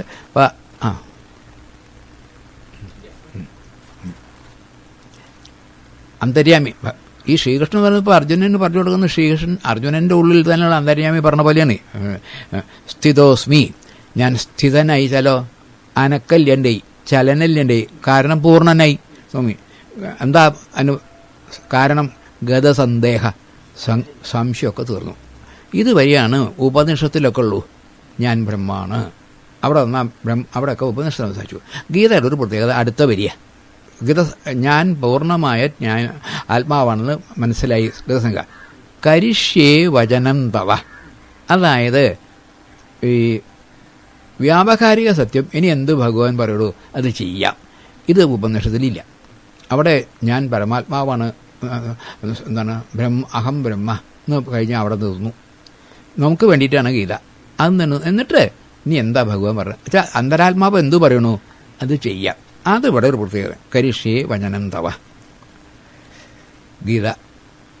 ഇത് വായിച്ചോട്ട് നമുക്ക് എന്ത് വേണം? ഇപ്പോൾ നമ്മളെവിടെ എത്തണം? ഈ പറഞ്ഞു നോക്കണം, നമുക്ക് നമ്മുടെ മോഹമൊക്കെ പോകണം, നമ്മൾ ആത്മാവാണെന്ന് ബോധ്യം വരണം. അതെങ്ങനെയാണ്? നമ്മുടെ കൈമാത്തം കൊണ്ടല്ല, ഭഗവാന്റെ പ്രസാദം കൊണ്ടാണ് ബോധ്യം വരണം. അതായത് വിനയുണ്ടാവും, അഹങ്കാരം ഉണ്ടാവരുത്. അപ്പോൾ സ്ഥിതോ ഭഗവാൻ പറയാറാവുന്നു ഇനി അവിടുന്ന് എന്താണോ പറയണത് അത് ചെയ്യാം. കാരണം എനിക്ക് അഹങ്കാരമില്ല, മമതിയില്ല, ഈശ്വരൻ്റെ സേവാ കർമ്മം മാത്രം ചെയ്യണു. അങ്ങനെയാണ് ഇപ്പോൾ രമണ മഹർഷിയോ ശ്രീരാമകൃഷ്ണമൊക്കെ അവരൊക്കെ ഈ ഇത് പറഞ്ഞാൽ വരികയാണ്. ഇനി 4 ശ്ലോകം സഞ്ജയൻ്റെ വാക്കാണ്. ഇത്യഹം വാസുദേവസ്യ പാർത്ഥസ്യ ച മഹാത്മന സംവാദം ഇമം അശ്രൗഷം അത്ഭുതം രോമകർഷം. ഒരു പ്രയാസമില്ല ഈ ശ്ലോകങ്ങളൊക്കെ. ഇതി അഹം വാസുദേവസ്യ പാർത്ഥസ്യ ച മഹാത്മ. ശ്രീകൃഷ്ണനും അർജുനനും തമ്മിൽ പറഞ്ഞ ഇതുണ്ടല്ലോ, അത് അങ്ങക്ക് സംവാദം അശ്രൗഷം കേട്ടു. അത്ഭുതം രോമകൃഷ്ണൻ ചല്ലോ രോമാഞ്ചം ഉണ്ടാക്കുന്ന ഈ കാര്യങ്ങളൊക്കെ കേട്ടു. ദേവനെയാണ് സാധിച്ചത് അവിടെ യുദ്ധകാലത്ത് വെച്ചിട്ടല്ലേ. അതിന് കാരണം ഉണ്ടെന്ന് അടുത്ത ശ്ലോകത്തിൽ പറയാണ്. ഇങ്ങനെയാണ് കേട്ടത്. വ്യാസപ്രസാദാൽ, വ്യാസദേവൻ ഇങ്ങനെ എന്നെ ഒരു അനുഗ്രഹം തന്നു, നീ ഇവിടെ ഇരുന്നോ, ആ കാര്യങ്ങളൊക്കെ നമുക്ക് ഇപ്പോൾ ടെലിവിഷനൊക്കെ ഇല്ലേ അതുപോലെ കാണാനുമാതിരി കാണാൻ നന്നുകൊണ്ടതുകൊണ്ട് വ്യാസപ്രസാദാൽ ശ്രുതവാൻ ഏതത് ഗുഹ്യം അഹം വളരെ ശ്രദ്ധേയമായതും വളരെ വിഷമമുള്ളതായ പഠിക്കാൻ അത് വ്യാസൻ്റെ പ്രസാദം കൊണ്ട്. പ്രസാദം എന്നുള്ളത് നമുക്ക് ഓർമ്മ ഉണ്ടാവണം, മനസ്സില്ലാണ്ട് ആവില്ലാണല്ലോ. അതോ യോഗം എന്ന് പറഞ്ഞാൽ 3 അർത്ഥമുണ്ട് യോഗത്തിന്. ഒന്ന് യോഗം സമത്വം യോഗ ഉച്ചത. 2 യോഗ കർമ്മസു കൗശലം. പിന്നെ 23 ദുഃഖ സംയോഗ വിയോഗം യോഗ സംഹിതം. ഇത് 3 എടുക്കണം. ആ യോഗം യോഗേശ്വരാൽ കൃഷ്ണാൽ സാക്ഷാൽ ച സംശയില്ലാത്ത കഥയത സ്വയം ഭഗവാൻ തന്നെയാണ് ഈ പറഞ്ഞത്. അത് ഞാൻ എനിക്ക് കേൾക്കുന്നുണ്ടായി, വളരെ സന്തോഷമായി സാധിച്ചു. ഇനി രാജൻ സംസൃത്യ സംവാദം ഇമം അത്ഭുതം കേശവാർജുനയോ പുണ്യം ഹൃഷ്യാമീച മുഹുർമുഹും. രാജാവേ ആരോടാ പറഞ്ഞത്? ധൃതരാഷ്ട്രരോടാണ്. ധൃതരാഷ്ട്രതൊക്കെ കേട്ടിരിക്കുകയാണ്. ഇതൊക്കെ കേട്ടിട്ടും നോക്കൂ ധൃതരാഷ്ട്രത് മനസ്സിലാവില്ല. കാരണം അതുകൊണ്ട് ധൃതരാഷ്ട്രം മോശമെന്നല്ല, നമ്മളിതൊക്കെ എത്ര കാലമായി കേൾക്കണു. കാര്യമൊക്കെ മനസ്സിലായിട്ടുണ്ട്, ചെയ്യാറുണ്ടോ? വാസൽ ധൃതരാഷ്ട്ര ഒരു വയസ്സനായിട്ടാളില്ല, ഇത് കേൾക്കണം നമ്മളൊക്കെയാണ് ഒന്നാന്തരം ധൃതരാഷ്ട്രന്മാർ. രാജ്യം ധൃതരാഷ്ട്രനാണല്ലോ. എൻ്റെ മക്കളും പാണ്ഡുവിൻ്റെ മക്കളൊക്കെ ഇല്ലേ, അതൊക്കെ ഇപ്പോഴും നിൽപ്പാണ്. അതെ, രാജൻ സംസർച്ച സംവാദം ഇമം അത്ഭുതം കേശവാർജുനയോഹോ പുണ്യം ഹൃഷ്യാമി. അന്തത്തിൻ്റെ ആനന്ദം തോന്നുന്നു. മുഹുർമുഹു വീണ്ടും വീണ്ടും എനിക്ക് സാധിക്കുന്നു. അത് പച്ച സംസൃത്യ രൂപം മത്തി അത്ഭുതം ഹരേ വിസ്മയോ മേ മഹാൻ രാജൻ ഹൃഷ്യാമീച്ച പുനഃ. അദ്ദേഹം എന്തൊക്കെയാണ് പറയേണ്ടറിയില്ല ആനന്ദം കൊണ്ട്. പച്ച അതിനെ തന്നെ സംസൃത്യ വീണ്ടും വീണ്ടും ആലോചിച്ചിട്ട് വീണ്ടും ആലോചിച്ചിട്ട് രൂപം അത്യത്ഭുതം ഹരേ. ആ ഭഗവാന്റെ രൂപം ഉണ്ടല്ലോ ഇത് പറയണത്, അത് കേട്ടിട്ട് വിസ്മയം. വിസ്മയം ചേർന്നർത്ഥം എന്താണെന്ന് മനസ്സിലാവാതിരിക്കുമ്പോഴാണ് വിസ്മയം. കാര്യം മനസ്സിലായവന് വിസ്മയില്ല. ഇത് മനസ്സിലാവില്ല, അത് ആവുക വയ്ക്കുമല്ലോ. വിസ്മയോമേ മഹാരാജൻ ഹൃഷ്യാമി, ഞാൻ ആനന്ദിക്കണു പുനഃ വീണ്ടും വീണ്ടും. അവസാനിച്ചിട്ട് ഇനി ഈ കേൾക്കുന്ന ആളോട്, നമ്മളോടാണല്ലോ, ഇത്രയൊക്കെ കഴിഞ്ഞാലും ഞങ്ങൾക്കത് മനസ്സിലാവും തോന്നുന്നില്ല. ഇപ്പം നിങ്ങളുടെ വിചാരം ഇപ്പോഴും മകൻ നയിക്കുന്നില്ലേ, അത് ഉണ്ടാവില്ല എന്നുള്ളത് വ്യക്തമായിട്ടാണ് പറഞ്ഞിട്ട് അവസാനിപ്പിക്കുകയാണ്. കാരണം നിങ്ങൾക്ക് ഇപ്പോഴും നിങ്ങൾ ധൃതരാഷ്ട്രനാണ്, അപ്പോൾ നിങ്ങൾക്കത് തരാവില്ല എന്നതില്ല. എത്ര യോഗേശ്വര കൃഷ്ണോ എത്ര പാർത്ഥോ ധനുർധര തത്ര ശ്രീർ വിജയോ ഭൂതിർ ധ്രുവ നീതിർമതിർ മമ. എത്ര യോഗേശ്വര, എവിടെയാണ് യോഗേശ്വരൻ? അതായത് ഞാൻ പൂർണ്ണമായ പരമാത്മാവാണെന്ന് അറിഞ്ഞിട്ടുള്ള വ്യാവഹാരിക സത്യം ചെയ്യുന്ന ആളാണ് ആര്? യോഗേശ്വരൻ. ബ്രഹ്മം മാത്രമായ വ്യവഹാരമില്ല, വ്യവഹാരം മാത്രമായ ബ്രഹ്മമില്ല. ഇത് രണ്ടും ചെറുതാണ് കൃഷ്ണനെ. എത്ര യോഗേശ്വര കൃഷ്ണോ എത്ര പാർത്ഥോ ധനുർധര, അത് വ്യാവഹാരികം. പാർസനാണ് ധനുർധരൻ, കയ്യിലെടുത്തിട്ട്. തത്ര ശ്രീ വിജയ, അവിടെയാണ് ശ്രീത്വം, വിജയം, ഭൂതി, വസ്തുക്കൾ ധാരാളം ഉണ്ടാവുക. ധ്രുവ ഏത് കാലത്തും ഉണ്ടാവുക എന്നാണ് നീതി മമ. ഇത് എൻ്റെ അഭിപ്രായം, എൻ്റെ അഭിപ്രായമല്ല, എൻ്റെ സിദ്ധാന്തം തന്നെ പറയണം എന്നാണ്. ഇവിടെ രണ്ട് കാര്യം പറഞ്ഞു. ഒന്ന്, യോഗേശ്വരനായ കൃഷ്ണൻ, അതായത് പൂർണ്ണത. മറ്റത് പാർത്ഥൻ ധനുർധന, അത് വ്യാവഹാരികം. അതായത് വ്യാവഹാരികവും പാരമാർത്ഥികവും കൂടിച്ചേർന്ന ഉണ്ടല്ലോ കേമത്വം, അതാണ് ഏറ്റവും വലിയ ധർമ്മം എന്നാണ് എൻ്റെ സിദ്ധാന്തം. ഇത് തുടങ്ങിയത് ഗീത ധർമ്മശബ്ദത്തിലാണ്, ധർമ്മക്ഷേത്രേ കുരുക്ഷേത്രേ, അവസാനിക്കുന്നത് മമാന്ന ഇവിടെ അങ്ങനെയാണല്ലോ. അപ്പോൾ ഗീതയുടെ രത്നചുരുക്കം മമധർമ്മ, അങ്ങനെയല്ലോ. മമധർമ്മ, എൻ്റെ ധർമ്മം ഇതാണെന്നാ, അങ്ങനെയല്ലോ ധർമ്മം, അങ്ങനെയാണ് പറയുന്നത്. മമധർമ്മം. അപ്പോൾ എൻ്റെ ധർമ്മം എന്ന് വെച്ചാലോ, ധർമ്മം എന്ന് പറഞ്ഞാൽ നിലനിൽക്കുന്നത്, മമ എന്ന് പറഞ്ഞാൽ എൻ്റെ എന്ന് പറഞ്ഞാൽ പൂർണ്ണത. ഈ പൂർണ്ണത അല്ലെങ്കിൽ പാരമാർത്ഥിക സത്യത്തിൻ്റെ ധർമ്മം ഇതാണ്. എന്തെന്ന്? പാരമാർത്ഥിക സത്യത്തിൻ്റെ ആ സ്ക്രീനിൽ വ്യാവഹാരിക സത്യമാകുന്ന സിനിമ, ഇതാണ് ജീവിതം. അപ്പോൾ നമ്മുടെ ജീവിതം എന്താണ്? സ്ക്രീനുണ്ട്, സ്ക്രീനൊന്നും ചെയ്യുന്നില്ല, അറിയാം. സ്ക്രീനിൻ്റെ സഹായമില്ലാതെ ഒന്നും നടക്കില്ല. അതുമാതിരി നമ്മുടെ ഉള്ളിലുള്ള ആ പരമമായ ബോധമാണ് ഞാൻ. ആ ബോധം മാത്രമാണെങ്കിൽ നമുക്ക് ഇവിടെ ഈ ജീവിതത്തിലൊന്നും ചെയ്യാൻ പറ്റില്ല, കാരണം പൂർണ്ണമായി. അതിൻ്റെ മുകളിലാണ് ഈ നമ്മുടെ ജീവിതമൊക്കെ നടക്കുന്നത് എന്ന് വരുമ്പോൾ നമ്മുടെ ജീവിതം എങ്ങനെയായി? ബോധപൂർവം. ഇപ്പം നമ്മൾ ചെയ്യുന്നതൊക്കെ തെറ്റൊക്കെ ചെയ്യുന്നത് അബോധത്തിലും കൊണ്ടാണ്. സ്വബോധമുള്ള ആൾക്ക് പറ്റില്ല. ഞാൻ ആരാണെന്ന് അറിഞ്ഞാൽ പിന്നെ ഈ തെറ്റൊക്കെ ചെയ്യാൻ പറ്റുമോ? അപ്പോൾ ജീവിതത്തിൽ നമ്മൾ എന്താ അറിയണം? സ്വബോധം ഉണ്ടാവണം. ഞാൻ ആരാണ് എന്നറിയണം. ഞാൻ ആരാ? ആത്മാവാണ്. എന്നിട്ട് ആത്മാവ് പറഞ്ഞിട്ട് അപ്പോൾ ജീവൻ്റെ ശരീരമുണ്ട്, എൻ്റെ തന്നെയാണ് ശരീരം. എന്നിട്ട് നമുക്ക് എന്ത് ചെയ്യണം? ഈ വ്യാവഹാരിക ജീവിതം നടക്കാൻ സാധിക്കണം. അങ്ങനെ വന്നാൽ അപ്പോഴാണ് അതിനെ ഒരു സംസ്കാരമുള്ള സമൂഹം എന്നൊക്കെ പറയുന്നത്. ഈശ്വരവിശ്വാസത്തോടു കൂടി പ്രവർത്തിക്കുക. ഇത്രയും വലിയ മഹത്തായ ഈ ഗീത ശരിക്ക് നമ്മൾ വായിച്ചു പഠിച്ചു കേട്ടാൽ പോരാ, കുറച്ചെങ്കിലും ജീവിതത്തിൽ ഇത് പ്രായോഗിക്കാൻ ശ്രമിക്കാൻ തുടങ്ങും തോറും ഇതിൻ്റെ അർത്ഥം നമുക്കാരും പറഞ്ഞു തരണ്ട, നമ്മുടെ ഉള്ളിൽ തന്നെ അത് കണ്ടുവരേ. അത് സാധിക്കണം. അപ്പോൾ ഗീത ഈ അധ്യായനത്തെ ഞാൻ പറയേണ്ടതിൻ്റെയും നിങ്ങൾ കേൾക്കേണ്ടതിൻ്റെയും പരമമായ ലക്ഷ്യം എന്തിനാണ്? ധ്രുവമായ നീതി. ഇവിടെ പാരമാർത്ഥികവും വ്യാവഹാരികവും തമ്മിൽ ഒരു പൊരുത്തക്കേടില്ല, ഒന്നന്നെയാണ് എന്നറിഞ്ഞ് ആ സത്യത്തിൽ ജീവിക്കാൻ സാധിക്കുക. അങ്ങനെയുള്ള മഹാത്മാക്കളാണല്ലോ ഈ ഗീത വായിച്ച് മനസ്സിലാക്കിയവരും പറഞ്ഞു തന്നവരൊക്കെ അങ്ങനെയുള്ള മഹാത്മാക്കളാണ്. അടുത്ത കാലത്ത് നോക്കൊണ്ട് പറഞ്ഞാൽ ലോകമാന്യ തിലകൻ, ആചാര്യ വിനോബ ഭാവെ, ഗാന്ധിജി, പിന്നെ അരവിന്ദ ഘോഷ് അടുത്ത കാലത്ത് ഉണ്ട്. അതൊക്കെ ഈ ഇത് എഴുതിയ മഹാത്മാവും അദ്ദേഹം മഹാത്മാവായിരുന്നു. അദ്ദേഹം പറയാറുണ്ട്, രജസ് ഉണ്ട് പറയാറുണ്ട്. ചിന്മയാൻ സ്വാമി എനിക്ക് രജസ് ഉണ്ടെന്ന് പറയുന്നുണ്ട്. എന്നാലും അവൻ ജ്ഞാനാനുസതിയൊക്കെ ഉണ്ട്. അനവധി ആളുകൾ അവർക്ക് കുറച്ച് രജസ് ഉണ്ട്, അങ്ങോട്ട് തീരെ രജസ്സില്ലാത്തതാണെങ്കിൽ അല്പം ചിലരേ ഉള്ളൂ.